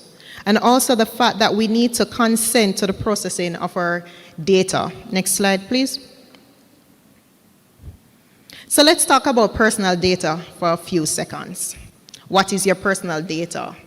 This is information on a living individual, and it's also information on a person who has been deceased for less than 30 years. So it's not just because I'm alive, my information is personal. No, it also covers persons who have deceased. It also includes expression of opinion and individual indication of intent of the data controller and the respect of any personal information. Next slide, please. All right, let's look on sensitive data. We're looking on our biometrics. We're looking on our facial recognition. We're looking on our political opinions that we put out there, our religious belief, and other similar nature. We look at our participation in any trade union, our physical or mental health or condition, and also any information in relation to our sex life. Yes, this is in our Data Protection Act. Next slide, please. Yeah. Yes, this is all in our Data Protection Act, and it's important that we have it. But then the Data Protection Act outlines that a person's right to determine if and how their personal data is used. An individual is entitled free of charge, access to information free of charge, to know whether your personal data is being processed and the description of this data, and for the purpose to which your data is being used and the intended recipient of the data. We have the exemption similar to the access to information, where your data or access to this information can be limited based on national security and other means. Next slide, please. So let's get to the fun part, the digital era. Back in the days, we used to have pen pals, and you'd write a letter. But now, I was told I'm showing my age. All right, so we are the digital era. We are now in the digital era. And what this has done is it has impacted greatly how society operates. Information and communication are becoming more and more significant in citizens' life, as well as in government agencies, healthcare, education, and economic activities. Am I right? I'm sure today everybody checked their email, WhatsApp, and maybe online banking. But these improvements has also raised the question regarding the protection of human rights in the digital context, as it poses risk to our privacy and also the illegal processing of data. Next slide. All right, so let's look on some improvements. So while you have good, you have bad. Anyone recall, I saw the Air Jamaica plane down to the back. Anyone recall you're traveling on Air Jamaica and within the last, Air Jamaica, yes? Within the last 30 minutes, the air hostess would come and they'll give you your C5, which is your immigration form for you to fill out. And that's the time you're like, where's my pen? I need to go and take my pen out of my personal bag. Am I right? And then you're there busy completing your form. And now we have our online form that you complete beforehand. That is, you say it's good. It's technology at its best. We also have education. The government has invested $8.2 billion in the provision of technology devices such as tablets and laptops to facilitate teaching and learning. And we do remember COVID. I do remember COVID where you had to connect to Zoom, then it was Google Meets, then it was Google this, Google, and then before we know, you have 10 different apps on your laptop to connect to different classes because each class had a different app that they were using.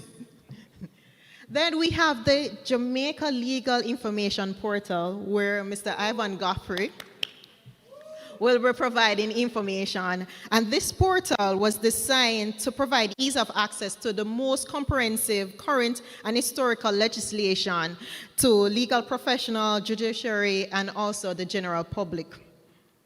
Health.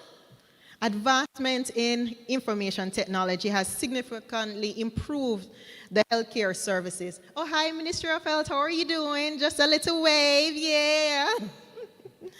I recall, I think it was last week, I went to my neighbor for him to check my pressure. And he gave it to me, I put it on myself, pressed the button, and then it did the thing. Who recall, do you recall, Mikhail? Back in the days when you used to go and check your pressure and they'll put here and they'll squeeze.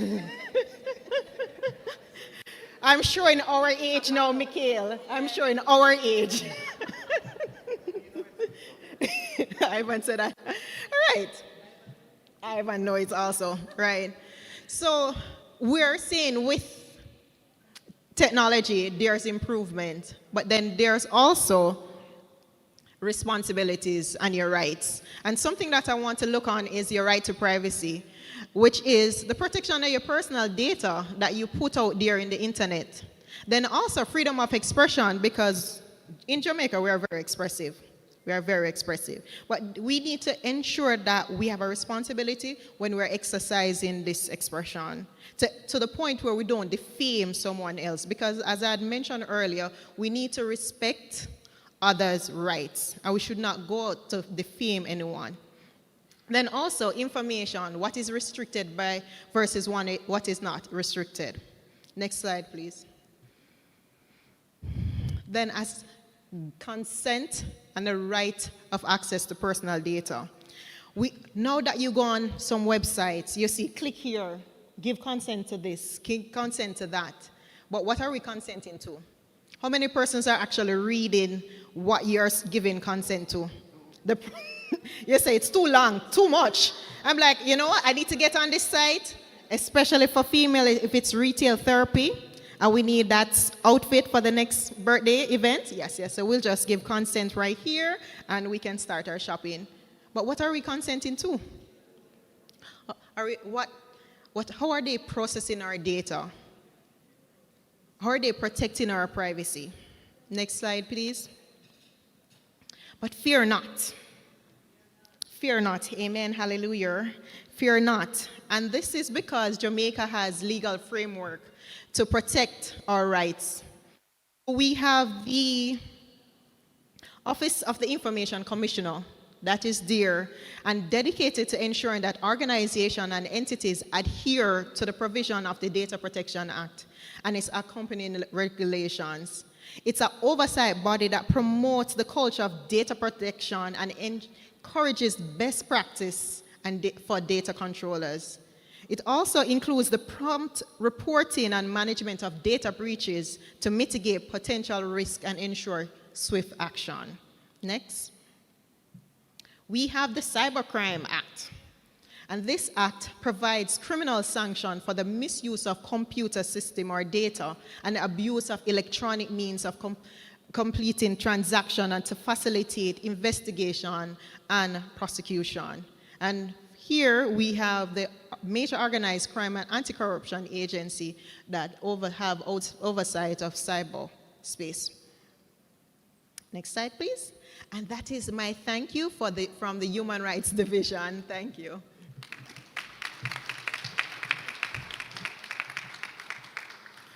Thank you, Captain James. And next we have Yvonne Godfrey. Mr. Godfrey is an attorney at law. He's licensed to practice in Jamaica for just over 7 years.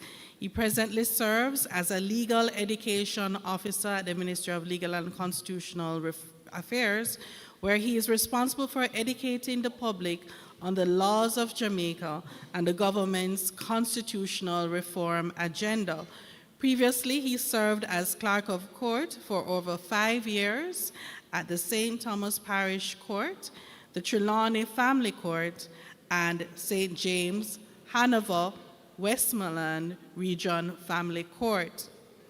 At the family court, he had conduct over all family and children cases in the respective parishes. He presently serves on the school boards of a primary school and a high school in Western Jamaica and chairs the UTEC Jamaica Family of Law Course Advisory Committee. In addition to being a trained attorney, he's also a gazetted court mediator, teacher, and trainer. Please help me to welcome Mr. Godfrey.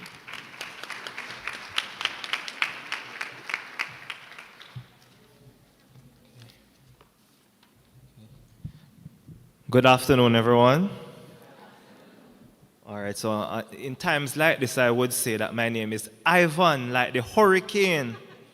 And, well, it is now 21 years since that hurricane. And so depending on the age of the room, I might get a chuckle for people who knew it, or I might get no response. But I heard some chuckles just now. All right, so I will be introducing to you today the Jamaica Legal Information Portal.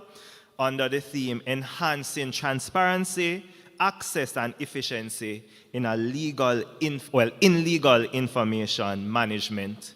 And this is brought to you by the Ministry of Justice and Constitutional Affairs.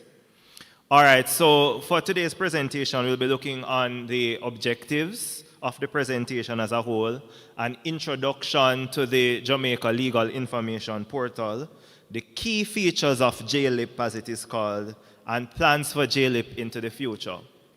Now, the objectives of the presentation are to introduce the purpose and scope of the JLIP, to demonstrate the key features and intended users of the platform, to clarify the phased approach to content availability, to outline how the public sector and private sector can support the completion and utilization of the platform. And, well, you can skip that last one because it's not going to allow us to do that today.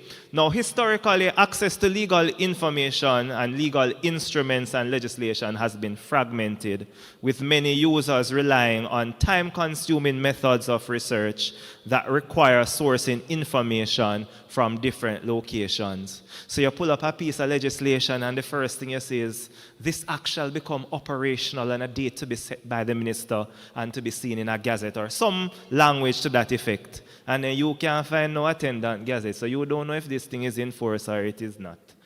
Or you're looking for a particular regulation, and you scroll down in the legislation and you see the minister may make regulations in relation to this act, and you can't find any legislation anywhere, any regulations anywhere, sorry.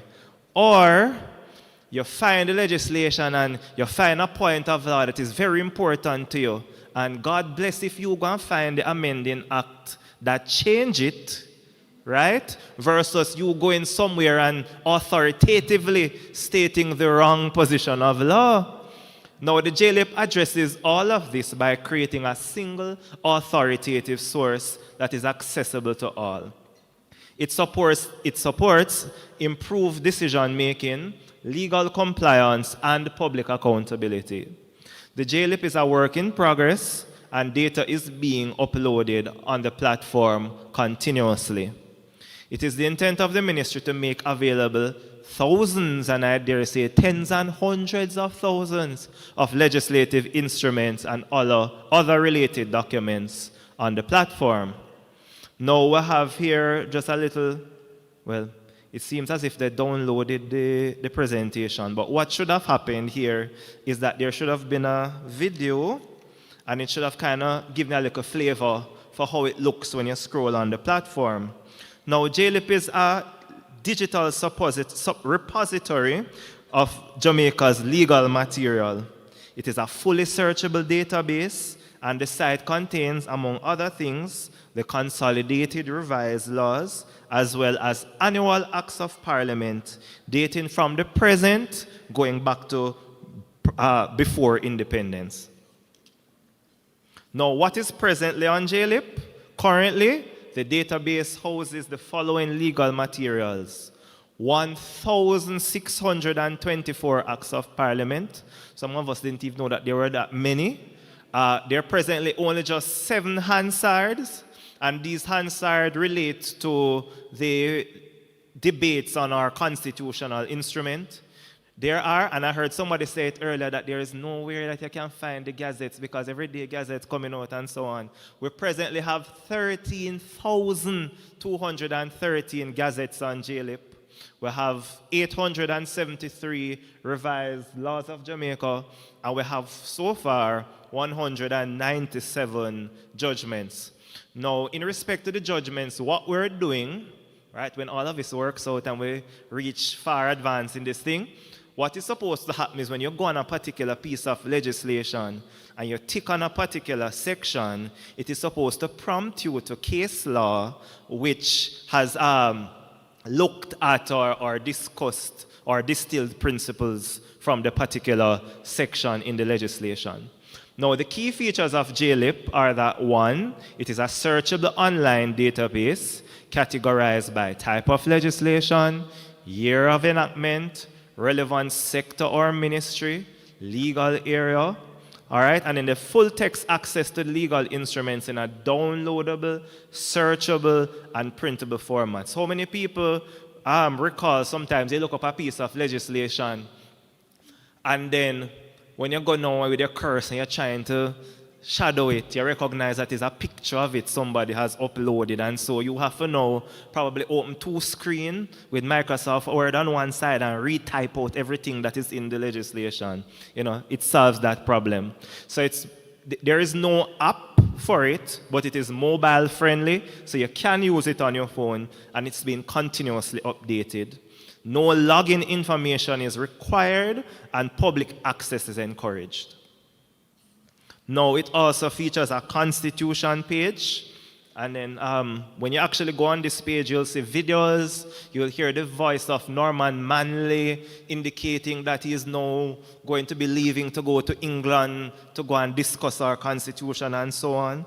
And so the page, what it does is that it gives you a historical overview of the constitution, as well as moments in our history. It has the full consolidated version of the Constitution up to 2024. That was a picture that Captain showed you with the black, green, and gold document. That is there, and it also has older versions of the Constitution from 1944 and 1959. Now, it also has an AI chatbot. And this excellent and very helpful feature is specially designed to provide answers to detailed questions about the laws of Jamaica.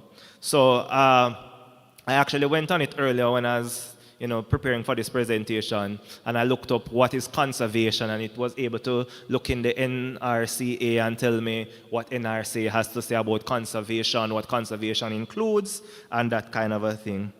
Now, we also have a specific AI chatbot called Garvey, which appears as the green icon on the screen in the corner there, and that will provide more broader responses about the site, how to maneuver the site, and so on.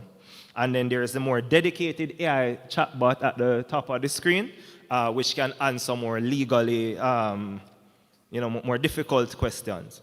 Now, next. Yes, so there's a library resources page, which I would think would be the more bread and butter page or aspect of the platform. Now, on this library resources page, there are categories that you can browse from. There are laws of Jamaica, revised laws, omitted acts, repeal laws if you want to trace the history of something, the annual acts of parliament. You can search them either by year or by subject matter or by name or by alphabetical order, however you want it. There are the Jamaica Gazette publications, which will indicate here that an act is in operational force or whatever, if a regulation has been passed, and so on. And then there are the judgments that we indicated. And I was searching earlier and I found at least one judgment on environmental law and legitimate expectations and so on of government agencies and how they're supposed to operate. Yes. Now, the only aspect of it which requires you to actually have some kind of login information is the forum page. And what the forum page does is that it creates a community where persons can put up questions, persons can have discussions surrounding either the page itself or the platform itself, or to discuss legal areas. So if you want to have a discussion about Beach Control Act and so on, you can have that there. Now, that aspect of the page is continuously monitored to ensure that there are no irrelevant, offensive, or otherwise information that should not be there. And it allows persons to engage and debate and have discussions on very topical areas. Yes. Can skip this part now. At this part in time, we'd actually have an actual run through with someone about how it's. No, go back to public sector support. Yes. Of how they, give you a little flavor of the site and so on. If you're so interested, you can reach out to us at jlip.gov.jm if you want specialized training on how to use and maneuver the site. But how can the public and private sector support us? Now, you can do that in several ways. You can identify legislation that is not currently housed on the portal. Now, as was indicated, I worked in the parish courts for a little over 5 years, and specifically in the family courts for a little over 3 years. And I remember when I was trying to find the Family Court Act, I could find it nowhere.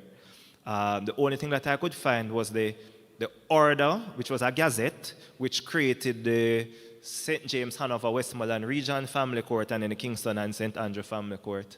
And the first time when I was able to see a Family Court Act was when I had to go to a parish court and go into one of those dusty shelves with the laws of Jamaica in the green binders and, cough a little bit and dust it off and then take it out and photocopy it. So when we started working on it, on this platform, that was one of the first things that I highlighted. And now for the first time that certainly I know the Family Court Act can be found online. So yes, it's really seminal work. So you can identify legislation that you don't see housed on the portal. You can appoint a liaison officer to coordinate with the JLIP technical and legal team. You can encourage the use of the portal among legal, policy, and administrative staff. And you can provide feedback to improve the usability and the accuracy of the information.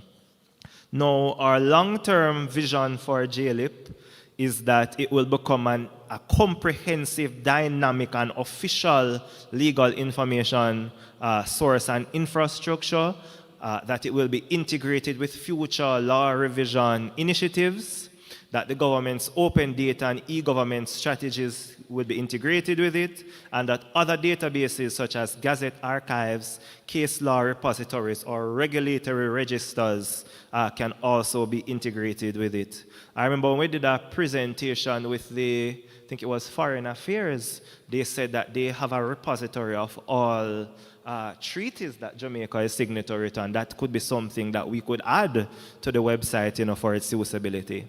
So there will be ongoing updates to reflect new laws as Parliament passed them, amendments to laws, repeals of laws, and then a consolidation of laws. And also as it relates to case law, as cases are passed that speak to specific pieces of legislation, they shall find their way on the platform.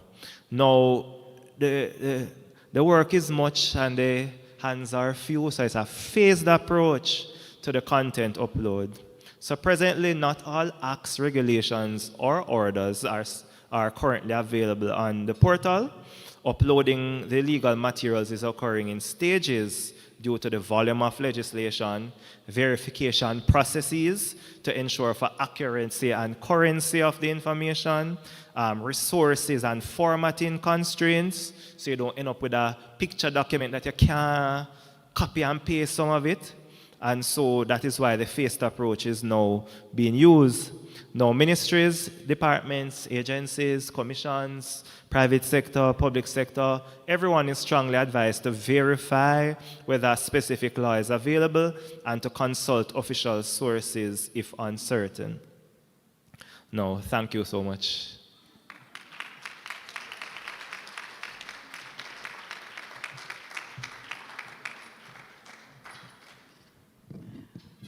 Thank you, Mr. Godfrey. And now, please help me to welcome Michael Jackson. Michael Jackson serves as the Executive Director of Jamaicans for Justice, one of the most prominent human rights organizations, I dare say, in Jamaica.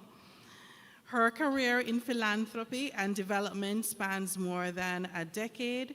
She has been a part of various programs relating to NGO management, working with both local and non-governmental organizations and international development agencies.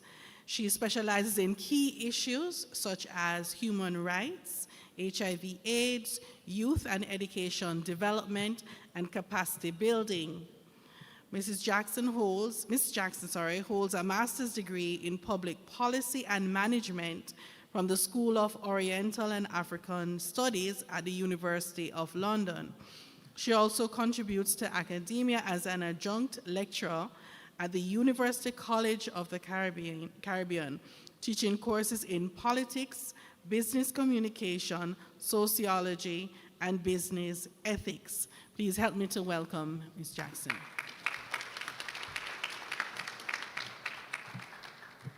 Good afternoon, everyone.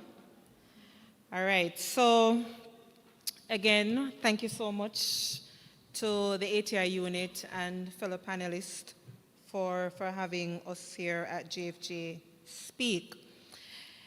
The Access to Information Act and just that framework is what you would call the oxygen of democracy.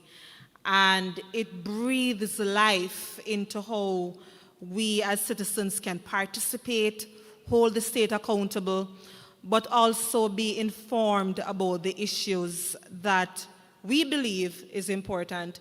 I was quite happy that Captain James spoke extensively in terms of the human rights framework, starting with the Constitution. And I think it's important that we recognize that we have a constitutional right to know. Very, very important. When we're doing community interventions at JFJ, sometimes we have a little bit of a difficulty in breaking down the importance of this critical piece of legislation. Because when we're speaking, we have to ensure that it's not seen as something abstract that people say, are just them alone, the bright people them, the government people them, the civil society people them, the media people them. You can get a sense that this is important for me, and what is it that I find to be important for me and my constituency.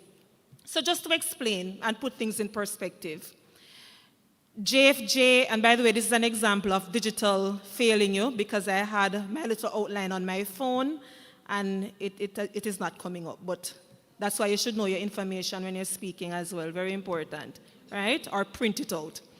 But anyway, JFJ, we have been involved in the access to information process from when it was first passed.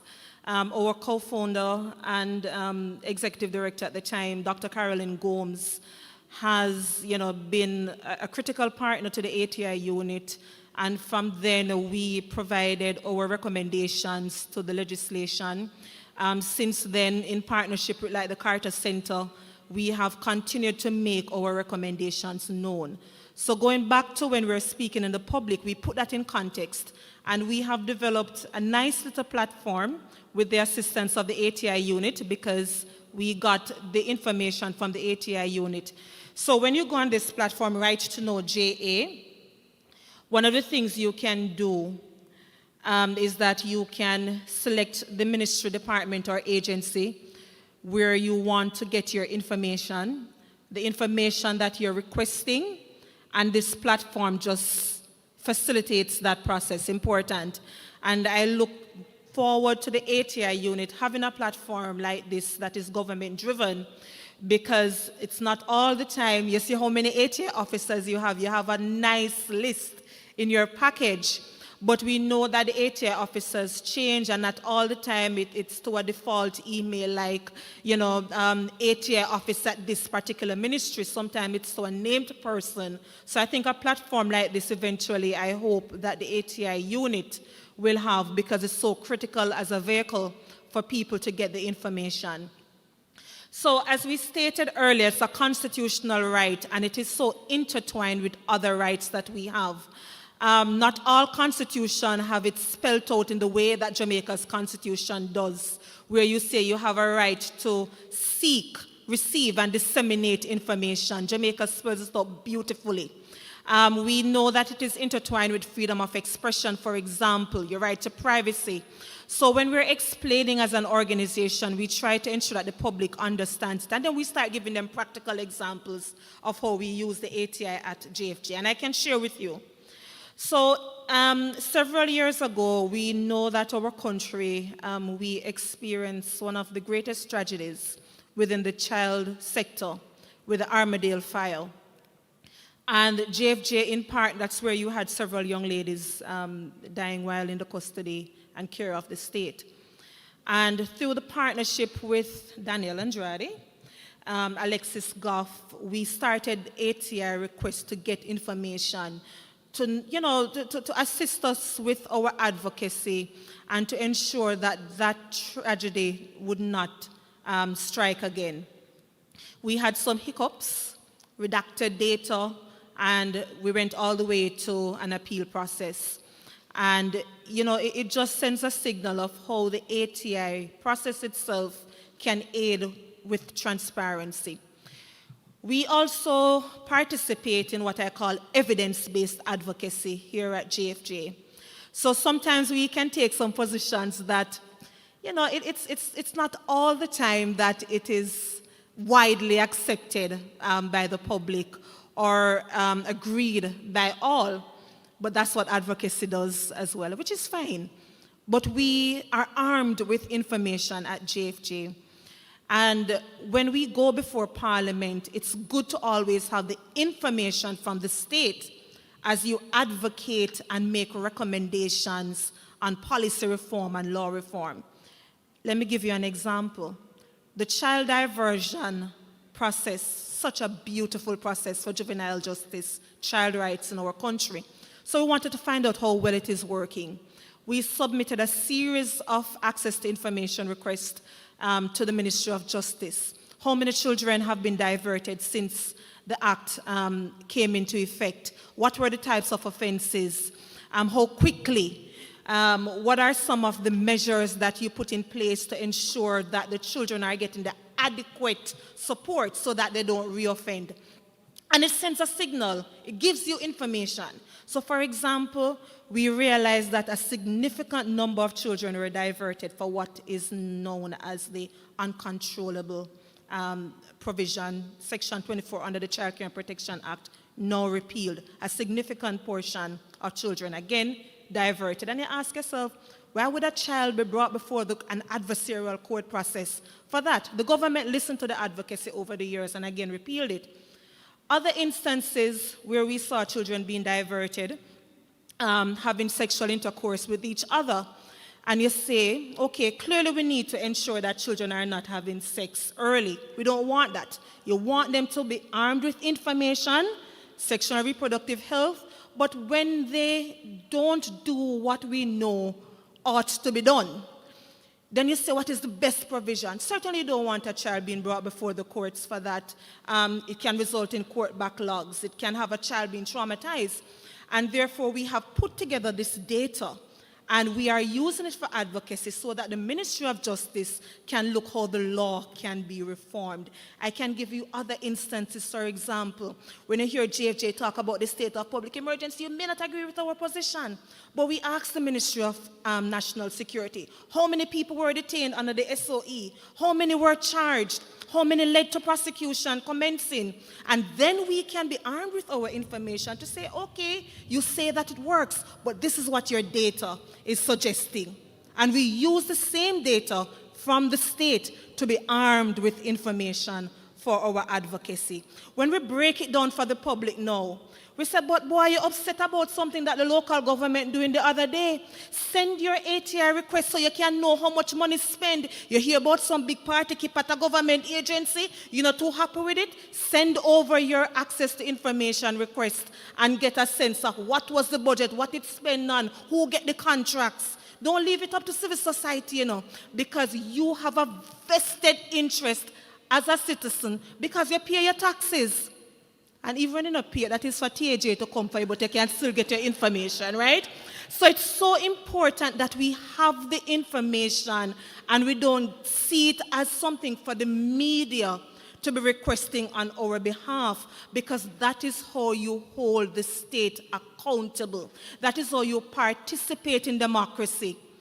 Now, we're speaking within the context of a digital era, and it's both an opportunity and challenges. It's a double-edged sword. We know this. When Captain was speaking about the pen pal, I remember, big up to Dwayne, from Portland. He was my pen pal when I was at Westwood High School, right? And I remember those times, and it's changing, very good. But with it comes challenges. You are now faced with misinformation and disinformation. Because when you seek the information, as the Constitution provides for, you are now free to disseminate You have freedom of expression as well. But what is it that we're disseminating? And how you are receiving the information is important. I give you a simple example. I have a teenager, and he said to me, "Mommy, can you imagine after the local government election, people think that the government changed?" And I said, "What do you mean?" He said, "Yes, people think that the government changed." And I said to him, had we the basics of how government work, that should have never happened. But people were circulating TikTok videos and so on about something like this. So you get a sense that, one, we need to be proactive in the information that we're sharing, civil society, government, how we share it, because had we empowered our population to a good degree, that type of misinformation wouldn't go anywhere. It wouldn't even become viral because they would know that it's utter nonsense. Let's get rid of it. So you get a sense, again, proactive disclosure is important. There's some information that we're asking government ministries, and by the way, the ATI officers, I know it's not your fault. I don't want to be misunderstood, right? Some information we shouldn't even be asking because it should be disclosed on the website. Basic things, annual reports. As CSO, for us to remain in good stead with the Department of Corporate and Friendly Societies, we have to have our audited financials, we have to have our annual reports. It should be the same requirement from state agencies. So therefore, when we have these annual reports, we wouldn't even need to be asking you certain information because proactive disclosure would have been done. So that's important. Share the information so that we disarm against misinformation. Jamaica has an excellent legislative framework. We have the Data Protection Act, Cybercrimes Act, but there are some areas for strengthening, which is why we say, again, citizens should be empowered with the data. I've been privy to work in the HIV sector. So, for example, we've seen misuse of private information. A former spouse, for example, sharing the HIV status of their spouse because you're no longer together, the person move on and you say, I'm going to soak you with this information and sharing it. The Data Protection Act doesn't support and protect that individual because the Data Protection Act speaks to protection of your privacy within institutional setting. So we know that there's a gap. But the overall legislative framework is there to promote respect of privacy rights while we share information. And because we're in a new dispensation, some of the things that JFJ, we will be making recommendations to the Access to Information Act. We have the Office of the Information Commissioner. Should we have the ATI unit situated within that office? That's a best practice in some countries because, again, you want that ATI unit, cabinet change now and then after a general election, but you don't want the ATI unit just moving around. So should it have its sound independence with the Office of the Information Commissioner? Food for thought as we have the discussion. Did I hear a clapping? Preach it with me, right? We know that we are now here talking about amendments to the ATI. I'll wrap up in a minute. And we will be sharing our recommendations on the Access to Information Act in short order from JFJ. For example, what is it that a public interest test means? Because the ATI officers sometimes I tell you, I feel it for you, you want to share information, but they said, all right, do I meet this particular threshold? Is it something that I can share? I understand sometimes as well that there are some things that are a little bit, well, to us it's not controversial, but I can respect from your perspective. You may see it as controversial and you may not be as in the position to quickly share that information. I think when you have the foundation set a little bit stronger, then you wouldn't put the office in a precarious situation where they believe that they can't share this data. So there are different ways within which we can make amendments, but JFJ, we will be sharing that in future fora. So please stay tuned, and I hope that we have the support, even silently, from those in the room on some of those recommendations. Again, my apologies, the phone failed me. but I spoke from memory, and I do hope that I managed to capture in the time allotted some of the more critical points. Thank you so much.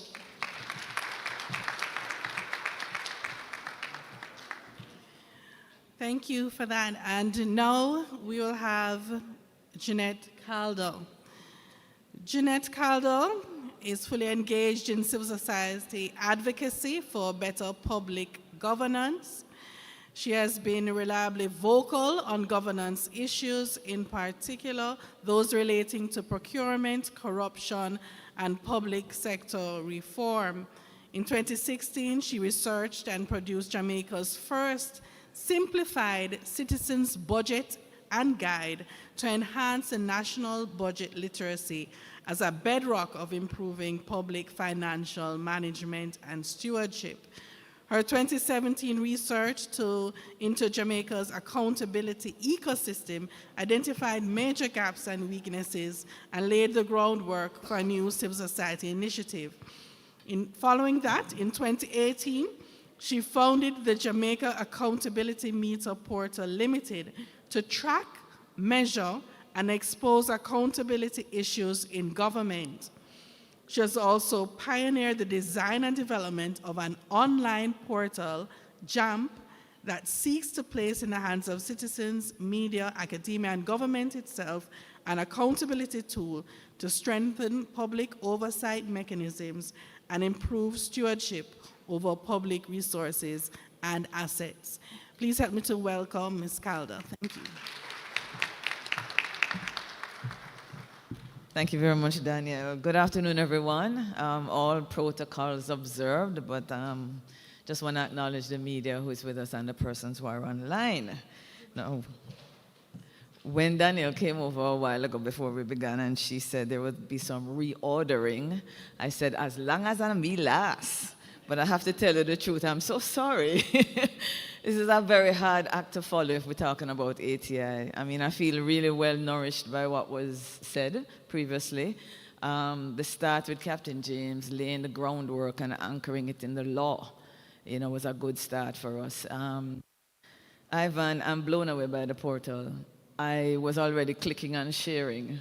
And so I'm really happy to say that there are persons who have contacted us and asked about Gazette and where to find, and I was belaboring it. And now I'm sending WhatsApps out to say, guys, the government has done a good job, so I really want to thank you.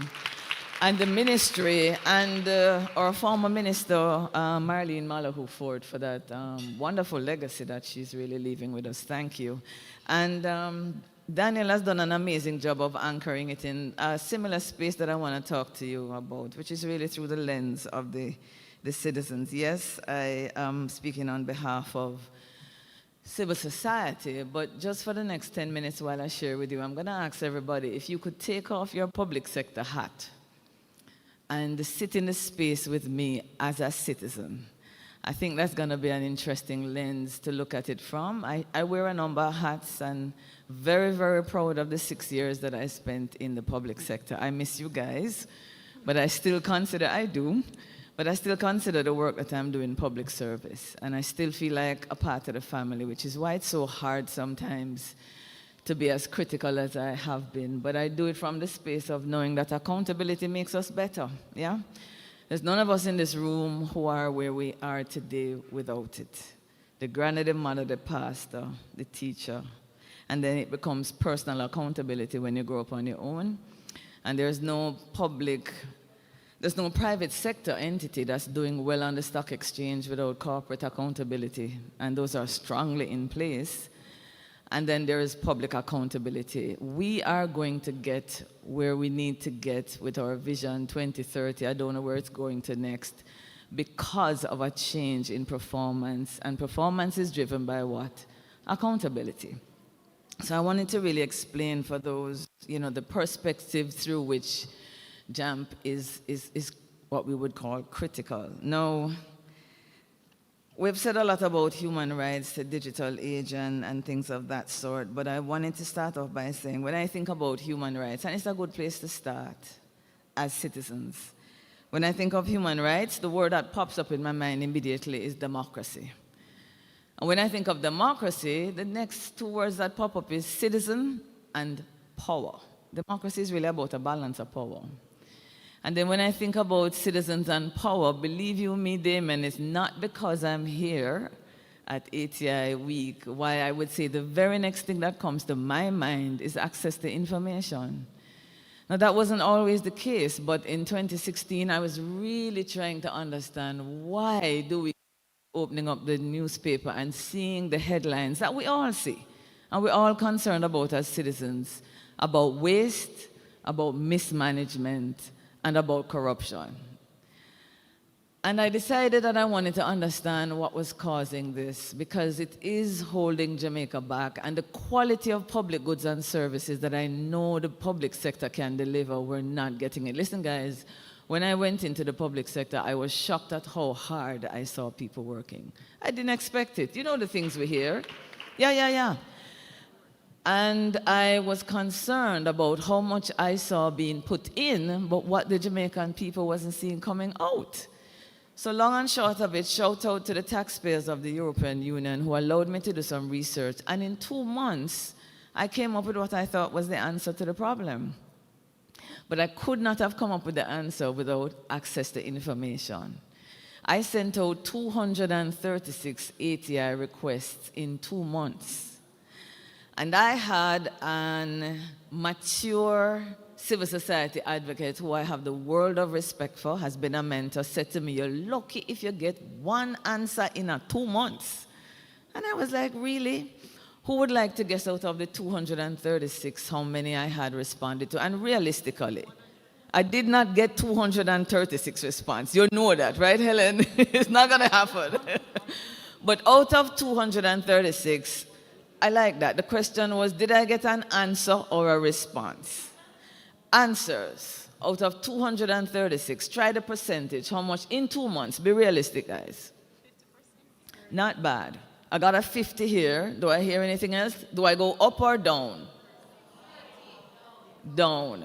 I got 44%. That's a little over 100. But look, man, I was impressed. Somebody said, based on their experience with ATI, you're lucky, Jeanette, if you get one. Now, on the basis of that, JAMP was formed. On the strength of ATI, JAMP was formed. And I thought what it gave me was understanding and knowledge is power. Can I see a hand of those in the room who are happy being powerless and feeling disempowered? Anybody? Exactly. None. So I just want to share with you a video that we did. It's 3 minutes, so it's going to take a little bit out of my presentation. But I think that so much of what I wanted to say was already shared, and I'm going to hope that this video gives you, as citizens, not just public servants, a bit of perspective of where I think and why I think ATI is so valid and so important. Not for information's sake, but to improving the quality of our lives here in Jamaica, yeah? So I'm gonna ask the wonderful team who has been an amazing job. I love the music you've been playing. I've been dancing to the piano all.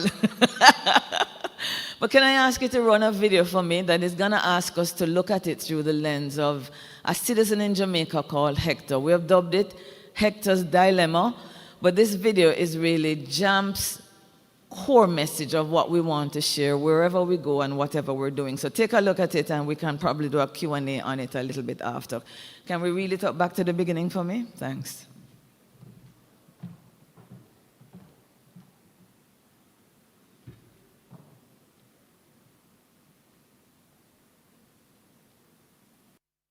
You hire 63 MPs and you pay their salaries, and you are an owner. You own all public assets like public funds, buildings, and land. You are an employer. With every vote, you hire 63 MPs and you pay their salaries and the salaries of over 100,000 public officials. You are the financier of all roads, schools, healthcare, security. In fact, all government activities are financed by you. To transform our country, we need to change our mindset. Because if we don't, we might end up in Hector's ownership dilemma.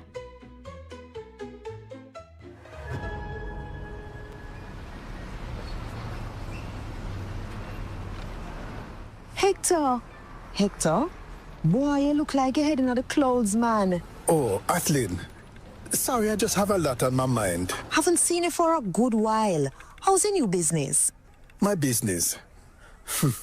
I wouldn't know. How you mean?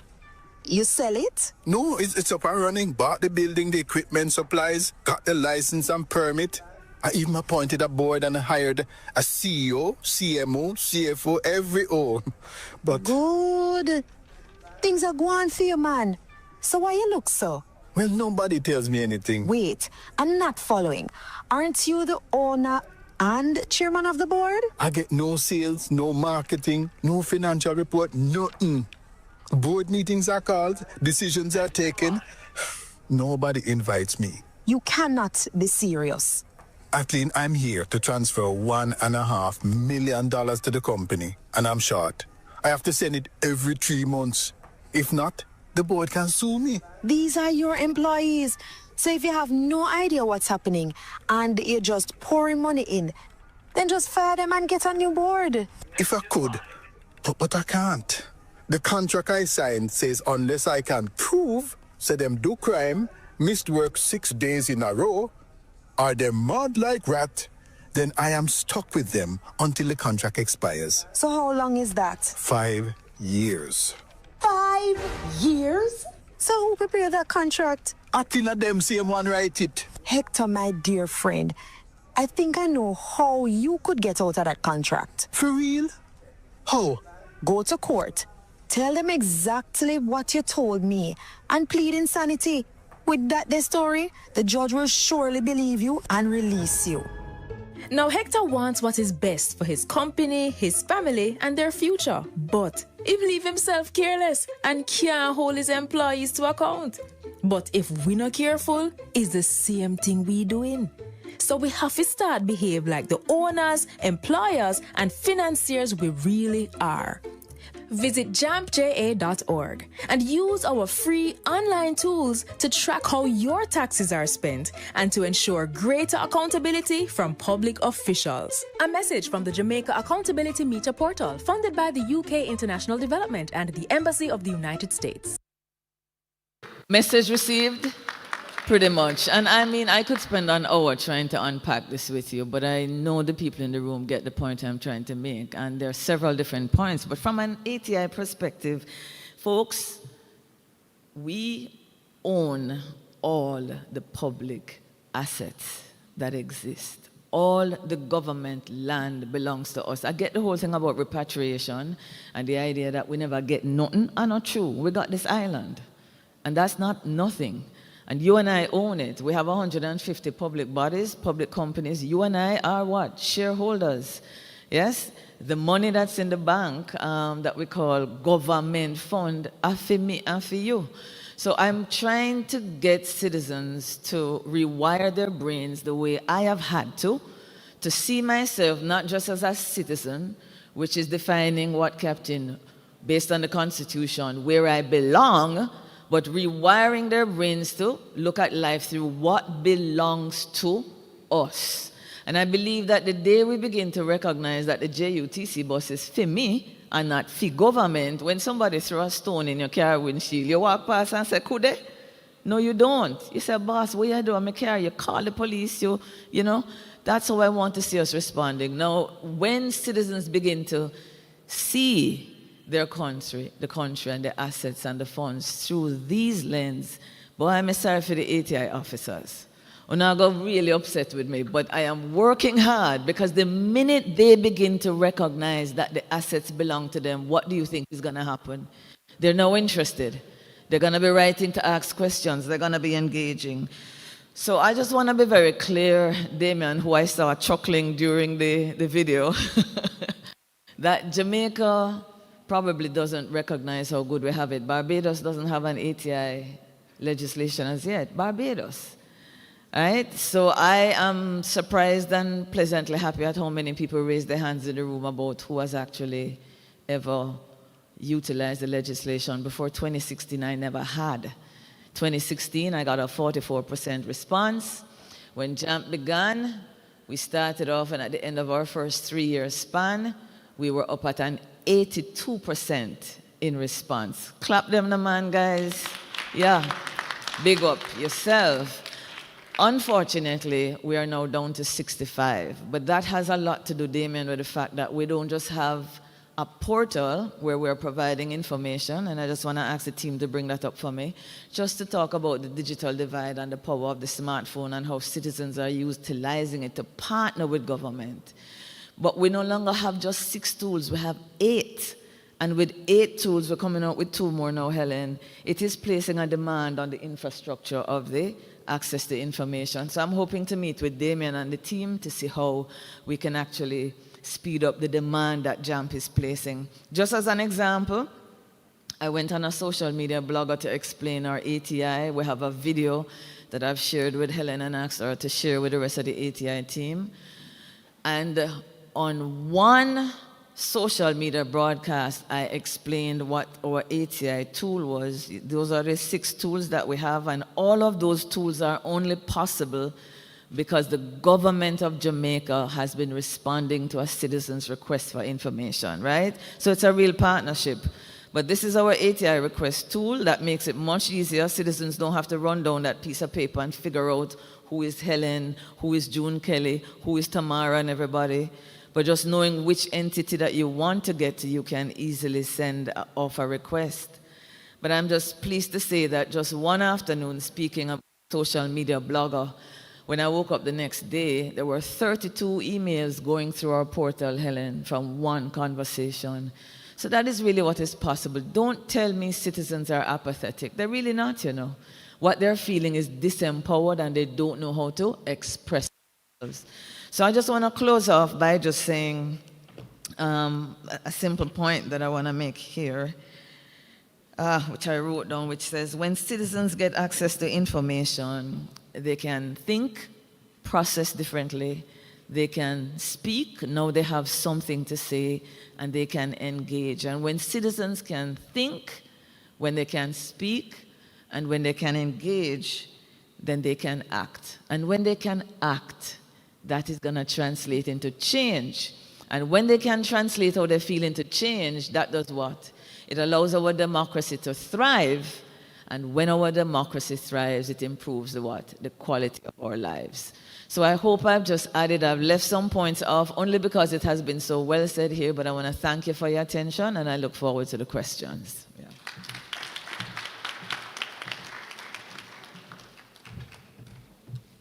Thank you, Jeanette. That was a good presentation. I was chuckling because I think we all got the gist of the video. And I think for all of us who work with access to information, I think we do have that mindset because we know how important access to information is and that this is the government's official policy as well as the legislation is there, and we know we need to comply. We know we have work to do, but it's about us, doing it better and responding to our stakeholders in terms of the needs that they have for access to information and looking at it fundamentally as that tool that really empowers citizens to participate in the governance of the country, which I think all of us want to see more participation. I am taking over for Mrs. Andrade Goff for a minute. We're going to open up the floor for a few questions because we're running a little bit behind time. So are there any questions? Right at the table right there. We have one right there. Alicia, behind you.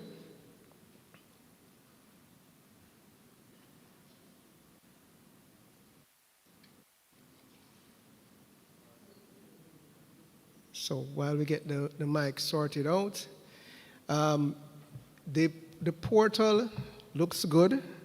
Both portals, right? I haven't actually interacted, Ivan, with the legal information portal as yet, so I was glad when you came to give this presentation so I could see, what is possible and what the future directions are. Because the more information, we've been talking about proactive disclosure throughout today, the more information, the more tools that members of the public can utilize to get information, the better it is for all of us. Yes, please go ahead. Good afternoon, everyone. Very good presentations. I really enjoyed them. I have a question about the JLIP. Just thinking about accessibility for different audiences. Is the platform and its contents optimized for persons with disabilities? And just thinking about the average person and how they can utilize the AI chat box, is it programmed in such a way where it can maybe explain like complex jargons or even give a synopsis of what a legal instrument is about? Hello? Yes. I was hoping when my mic was taken, that meant I wasn't getting any questions. So, very good question. There's still some amount of work to do. So far, what it can do is that the distance can be, I don't know how to say it, but basically it can go up to a 200% zoom for persons who can't see as well. You can also take the color of it and put it into grayscale for persons who have issues seeing colors. And yes, the chatbots are able to explain very difficult jargon. And then the good thing about the chatbot is it doesn't go outside of the website for information. So it will never go to Google. It will only give you information that is on the portal. I think ultimately where we're aiming to go is that there should be a customer service representative on the site eventually to assist persons with any issues that they have.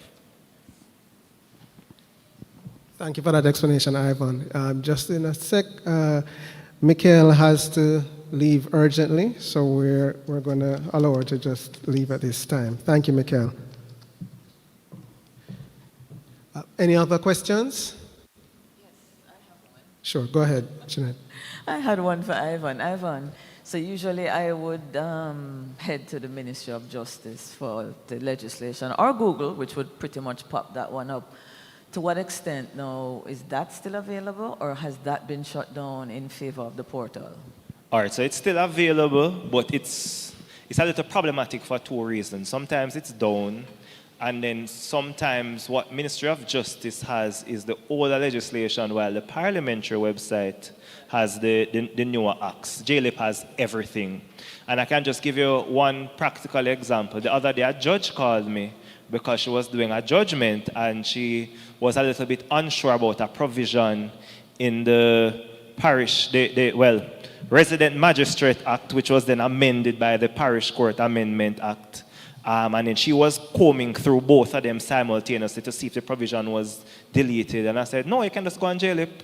And then when I went on JLIP, I got the fully consolidated version up to 2021. And so I didn't have to be looking through 3 different instruments to see what delete what and what word change where, and I was able to just go to the particular section and tell her that yes, it's still there.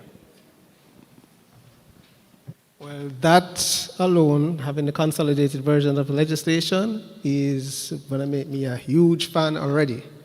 So I think that's a great thing. That's very good. We have time for one more question. If not, I have one comment. All right, go ahead, just Jeanette. to close off. Can I ask the team at the back to just bring up back that website for me, please, JAMP.JA. Just want to quickly share and just boast for those who complain about lack of transparency in government and those who might not be familiar with JAMP's website, because I don't think we've done the best job of letting the public know what we really do. My job is not talking to Dion and Cliff. My job is bridging the gap in information that citizens need to engage. So if you just quickly look at the homepage, I just want to show you at a glance. Scroll down for me. Yeah, that, just to the tools, yeah. So that national budget tool, this is the first time I think in the history of the country, Damien, that citizens have access to the level of the granular minutiae in budget information. I couldn't do that without government. So if you want to know how much government going to spend on envelopes, which you won't get in that big, thick PDF, you can come to JAMP's website. How much you're going to spend on cows or dogs, if you're into that kind of thing. How much you're going to spend on phone calls, that level of detail. You can find it on our budget tool, but it's only possible because of what? Government making that available. The next one I'd like to quickly share, just stay on the, thanks, but the homepage in the interest of time, is the MP tracker. There's a profile page for every MP. We track what? Their attendance, their constituency development reports. We're trying to get it so that citizens can see what they're doing with your 20 million. The accountometer is when I started out, wanting to know when an Auditor General provides us with a report on what's gone wrong. Can you imagine, Damon, I can write a PS and say, Captain, I can write a PS and say, PS, the AG say X. I want information to substantiate what you do. Don't that sound like me, the owner? And they have been what? Responding.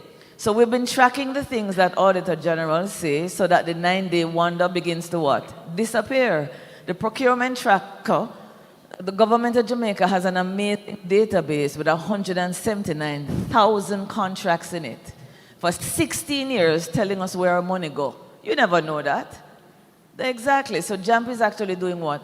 Making it easier. So the next time you see something that the media tell you about a certain contractor, you can just go and put it in JAMP's tracker and see the pattern of how money has been flowing, etc., etc., etc. So we're coming with 2 more new ones. But the bottom line is JAMP is really here to do what? Partner with the government to make it easier, using digital technology to engage government, get the information you want so that they can do what? All of this is about delivering better what? Goods and services with taxes. So I just wanted to show off on the government a little bit to let you know that the ATI works. We want it to work better, but I'm really pleased and happy to be in a jurisdiction where citizens can do this. Thank you very much. Thank you, Jeanette. And thank you to the members of the panel, Ivan, Captain James. I think we've had a good panel here again this afternoon, talking about the tools. We have one more question. Yes? Hold on 1 second. Just a quick question. How often is your website updated?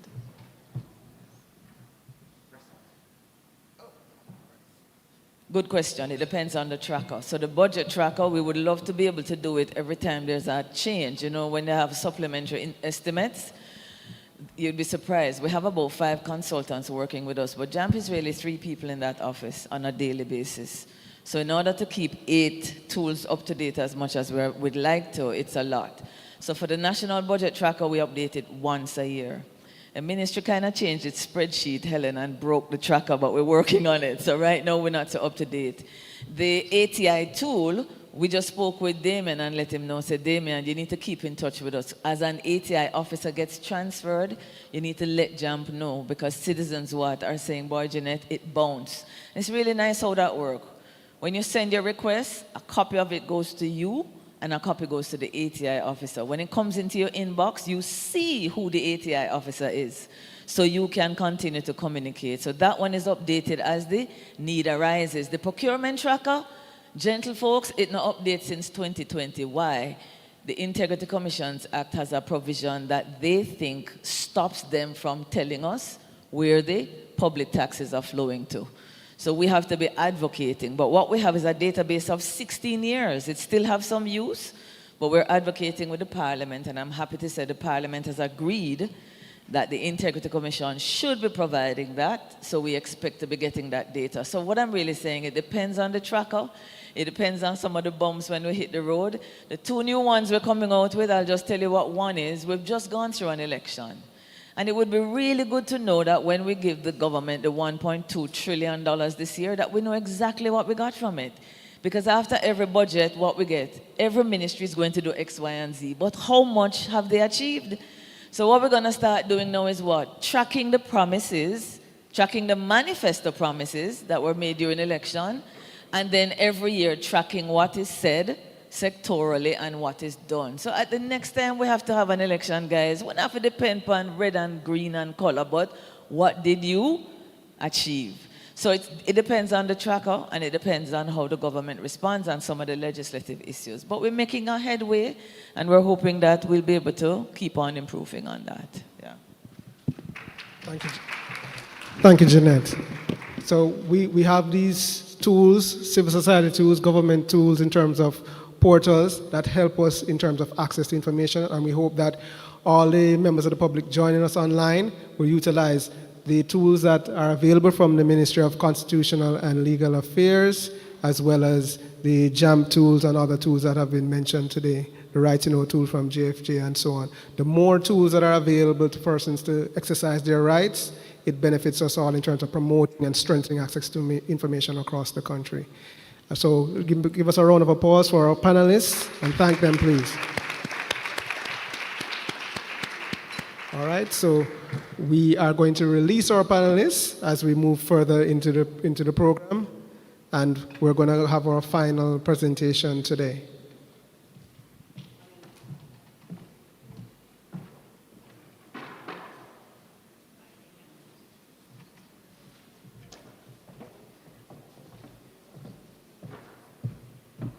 Hey, good afternoon, everyone.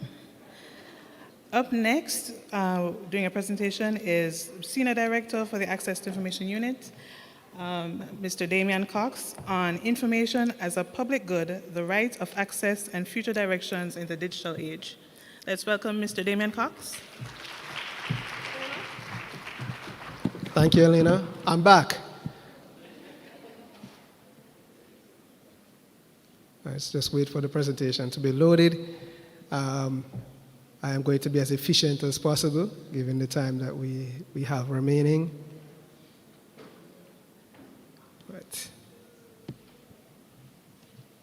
All right, so the presentation is the right of access and future directions in the digital age. You can go to the next slide, thanks. So we'll be looking at access to information in the digital age, the benefits of digital access to information, challenges to digital access to information, future outlook for digital information access, and technology strategies to improve digital information access during the period 2025 to 2030. Next slide. So, access to information in the digital age is defined by rapid global availability of knowledge and new communication methods, powered by digital technologies like the internet, mobile devices, and AI. While this has created unprecedented opportunities, it also presents significant challenges related to inequality, misinformation, privacy, and security. Next slide. So the benefits of digital access to information. Convenience and efficiency. So accessing information is faster, more convenient than ever, streamlining tasks in education, business, and daily life. It saves time by eliminating the need for physical travel to access resources, and online services replace manual paperwork. And we're making that shift daily. Cost effectiveness. So digital materials often have lower production and distribution costs, making information more affordable and reducing the need for expensive physical infrastructure. Next slide. Enhanced communication and globalization. So digital communication tools break down geographical barriers, fostering global exchange and cultural understanding. This allows for instant communication across continents and enables businesses to reach new international markets. New economic opportunities. So digital access opens up new avenues for employment, entrepreneurship, and innovation. It can increase efficiency, productivity for businesses, and enables individuals to build new skills. Next slide. Greater government transparency and civic engagement, which is what we were talking about a while ago. So digital tools and access to information laws strengthen democratic processes by enhancing government accountability. Open data initiatives allow citizens to monitor institutions and participate in civic life. Next slide. So the challenges of digital information access. The digital divide is a significant challenge. This persistent gap, and it's not just Jamaica that is facing this challenge, but developed countries as well as developing countries. So this persistent gap separates those with access to modern technology and the internet from those without. It is caused by socioeconomic status, education level, age, and geographic location, leaving many rural and low-income areas underserved. So government policy in terms of the Universal Service Fund, for example, is one of our methods of trying to address that challenge by rolling out our fiber networks and improving access. Misinformation and disinformation. The speed of digital information sharing allows false and misleading content to spread rapidly. This undermines trust in reliable institutions and complicates the ability of individuals to distinguish fact from fiction. So that's why it's also important for us to provide access to information, to the source material where citizens can get the accurate information to make their own decisions. Information overload. The sheer volume of data available online can be overwhelming. This can lead to anxiety and a preference for easily accessible information over critical evaluation, making users more susceptible to confirmation bias. Next slide. Digital illiteracy. So beyond having physical access, many people lack the skills to effectively use, navigate, and critically evaluate digital information. This skills divide can prevent individuals from fully benefiting from online resources. And some of the work that the Information Division is currently doing with the Broadcasting Commission of Jamaica is to look at digital literacy and a digital literacy framework. So there is work that is being undertaken to address some of these challenges. Erosion of privacy and data security. So the digital age raises complex issues about data protection. The collection of personal information by companies and the threat of cyber attacks create significant security risks. That's why we have put forward the data protection legislation and enacted it and are implementing. And Captain James mentioned the Office of the Information Commissioner in terms of compliance and monitoring compliance with that legislation. Content moderation and algorithmic bias. So the use of AI, we are all in the AI age. But the use of AI and automated systems to moderate online content can lead to ethical dilemmas. Biased algorithms and the lack of transparency can suppress legitimate speech and disproportionately affect marginalized groups. So in how we utilize AI, we have to be careful about that. Future outlook for digital information access. So evolving technology. New advancements like ubiquitous AI and the expansion of high-speed networks such as 5G, fiber optics, will continue to reshape how we access information and deepen the nuances of the digital divide.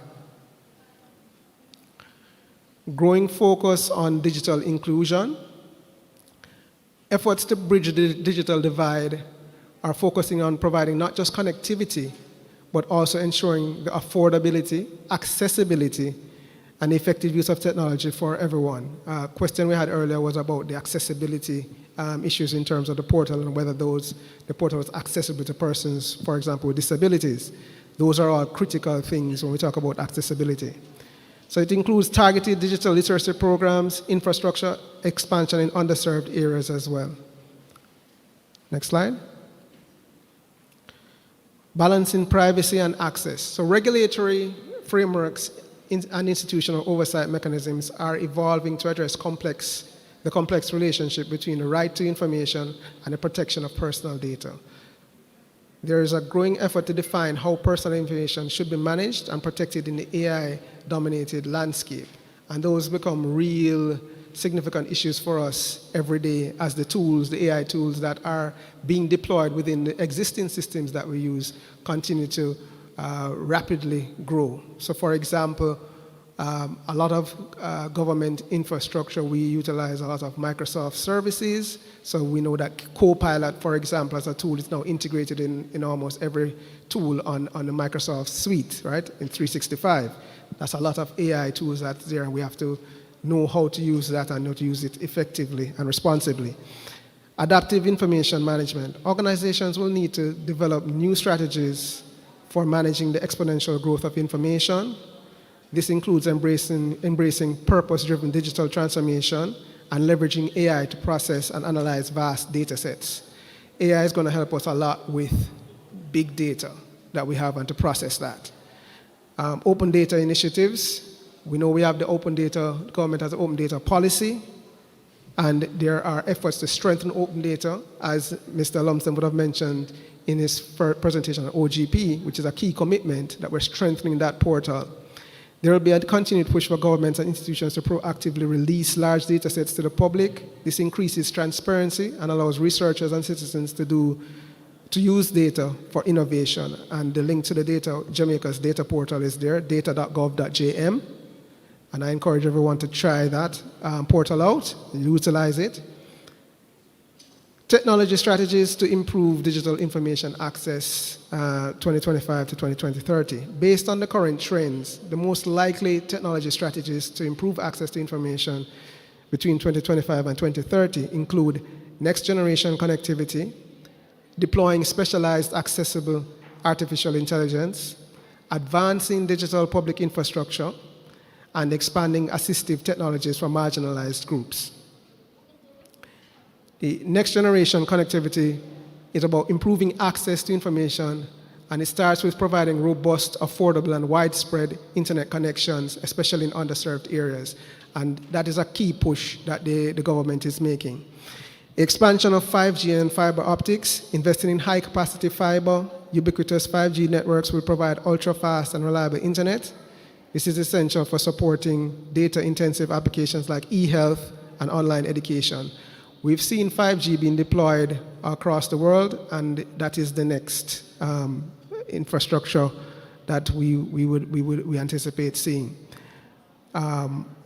Scaling non-terrestrial networks, so governments and companies will expand the use of satellite internet like Starlink. We have Starlink in Jamaica.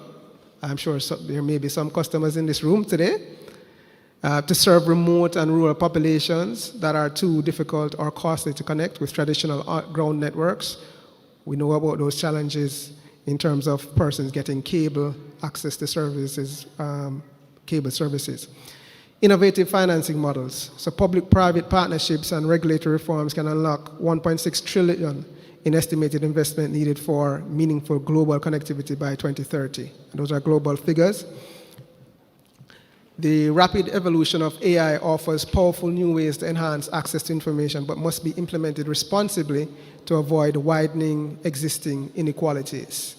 So AI-driven language translation, that is in some of the tools that we use now. AI-powered tools that provide real-time translation of text and speech will eliminate language barriers that restrict access to online information. Localized AI solutions. Instead of general purpose models, countries will deploy AI that is tailored to local contexts, including applications for agriculture, education, and healthcare. Next slide. So the development of responsible AI. So governments and organizations will focus on creating regulatory frameworks to ensure AI is developed ethically and without biases, especially concerning training data. This is consistent with our own National AI Task Force policy recommendations, and I have included the link to that on the slide as well. And I encourage everyone to visit the OPM's website and to check that out and inform yourselves in terms of what that framework looks like, those recommendations. Investments in interoperable society-wide digital services will be crucial for delivering essential information and services in a citizen-centric way. Seamless public service platforms, integrated e-government platforms will place citizens at the center of delivery, providing easier access to public information, health records, and educational resources. So you can see the architecture and framework of what the policies that government is implementing. If you see them, look at them as holistically together, you realize where we're headed. So public and private sector collaboration will expand the use of open data platforms. This promotes transparency and empowers citizens and developers to build data-driven products and services. Digital literacy and skills programs to address the skills gap. Comprehensive digital literacy curricula will be implemented across all education levels with tailored programs for marginalized communities. And we see the elements of that building. Advanced assistive technology. So as technology advances, so will the tools that help people with disabilities engage with digital content more fully. And again, we had that query, and every platform that we are developing within the public sector, we have to think about persons with disabilities and how we can allow them to access that digital content in a fulsome way without any disadvantage.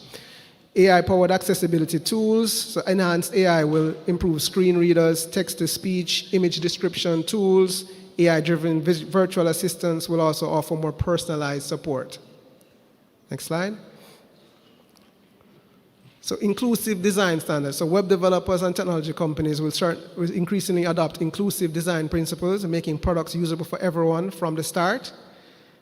Extended reality for inclusion, so augmented reality and virtual reality technologies will move beyond entertainment to enable interactive, accessible experiences, such as providing real-time visual information for the visually impaired. Next slide. Achieving these goals will require strong collaboration across different sectors, so international cooperation with the International Telecoms Union, for example, ITU, and G20 will facilitate international partnerships and financing which are critical for infrastructure deployment and harmonized policies. And these are some of the strategic partnerships that we will have to have for success. Multi-stakeholder engagement, like this is a multi-stakeholder engagement. Governments, NGOs, technology companies, and civil society must work together to ensure that digital strategies and technologies are implemented responsibly and serve the needs of all community members. Evidence-based policymaking. So basing digital strategies on local evidence is essential to ensure solutions are effective and context-specific to what our needs are in Jamaica. Next slide. So what does this mean for the right of access and its future directions? So technology will be a driver and enabler of rapid change. We already see that in how information is received and disseminated in ways we did not contemplate just a few years ago. So think about implications for processing access to information requests, for example. How we process requests will change based on the technology that is being deployed. When we talk about extended reality, augmented reality, how we process information, the text-to-speech and using the technology, right? Tools like Google's Notebook LM, utilizing Microsoft Copilot that's built into our everyday systems that we use in our offices as part of Microsoft Teams, and how we process documents using that, and how we change them and how we can provide access. So a tool like Notebook LM, for example, provides you with the ability to create podcasts from your own source documents. So we can create podcasts from the documents that we have to provide that to citizens so they can listen to what the document is about, and a podcast about that document, about that budget can be created. I have a slide here about records and information management because that's a very significant foundation pillar for providing access to information and access services. Now, there are efforts underway by the Information Division, led by the JARD team and overseen by the CTD, that transforming JARD to the National Archives, Records and Management Authority. So what is going to be required is for JARD to be capacitated to provide the kind of services and fulfill the function that they need to fulfill to service all of us as MDAs in government. So that is the fully committed to providing easy, effective, and equitable access to the records in its custody through the provision of a broad range of services to its diverse customers, educators, ministries, departments, and agencies, researchers, students, visitors, and more. We know these records play an important role in the lives of individuals, organizations, and communities, interacting with us by telephone, online, and in their research rooms. So ensuring JARD/NARMA has the organizational capacity to consistently deliver the experience its customers expect, and to do so with the excellence that they deserve, is a must and must be a high priority, because the foundation of providing access to information comes from records and information management, right? Both in the digital space and in the manual space in terms of records. So proactive disclosure. We've spoken a lot about what the implications of where we need to go with proactive disclosure.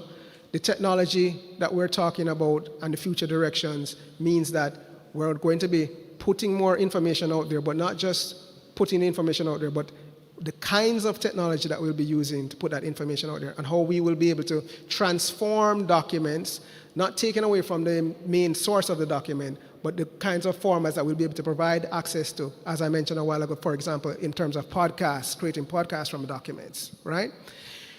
Communication, how we communicate and deliver services to the public will change. We are here talking about AI chatbots. Who 1 year ago would be thinking about Jamaica Legal Information Portal with AI chatbot, right? I wasn't thinking about that. And the AI has made rapid changes. So we have to think about how we change, right, with the technology and utilize it as a tool responsibly to do the things and the higher level order, provide the higher level order services that members of the public want. Next slide. And that's the last slide. Thank you.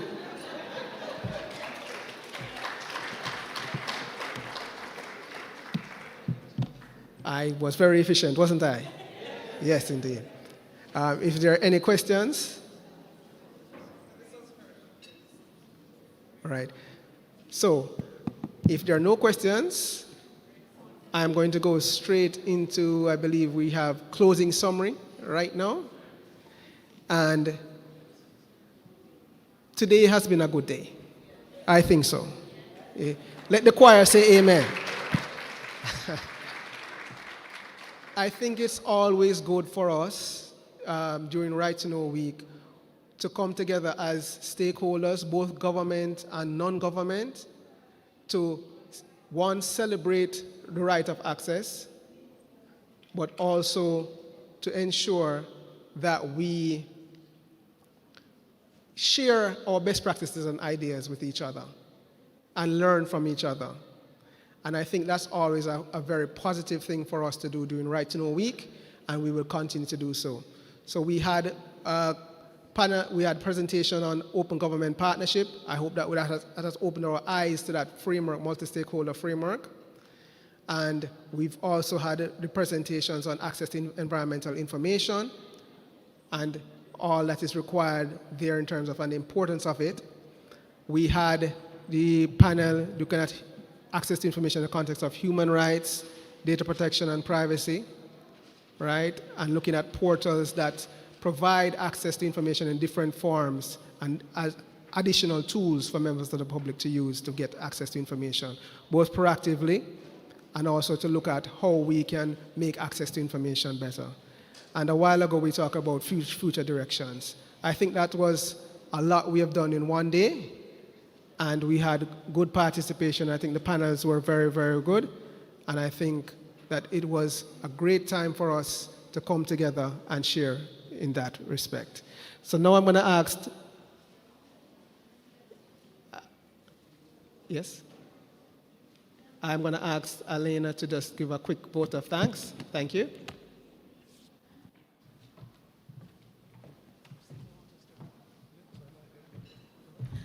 Okay, good morning, everyone. I mean, good afternoon again, everyone. I am so sorry. Okay, as we bring this year's Right to Know Week conference to a close, it's my honor and privilege to offer the vote of thanks on behalf of the Access to Information team. I would like to express our thanks to our Chief Technical Director, Mrs. Nicola Ann Brown-Pinnock, for giving us your unwavering support and for your thoughtful opening remarks this morning. I'd also like to express gratitude to our director, Mr. Damian Cox. Special thanks also must go to the rest of the ATI team and the wider Information Division. Thank you all for your support on getting today's event together. To everyone who made today's event possible, the AC Hotel team, our decorator, Fedora Bailey, who gave us this elegant setting, PBCJ for production, and streaming, Cool 97 for the outside broadcast, LM Art and Media Services for capturing our moments, and of course, a heartfelt thank you to Ms. Casita Irving for hosting this morning. And lastly, I'd like to thank the ATI responsible officers for being here, and also the officers who are joining us online. Your support and your hard work is greatly appreciated. And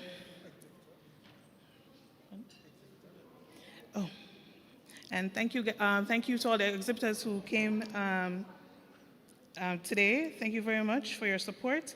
And as we go forward in the rest of the Right to Know Week, I encourage you to share what you've learned, to continue the conversation in your workplaces and communities, and to keep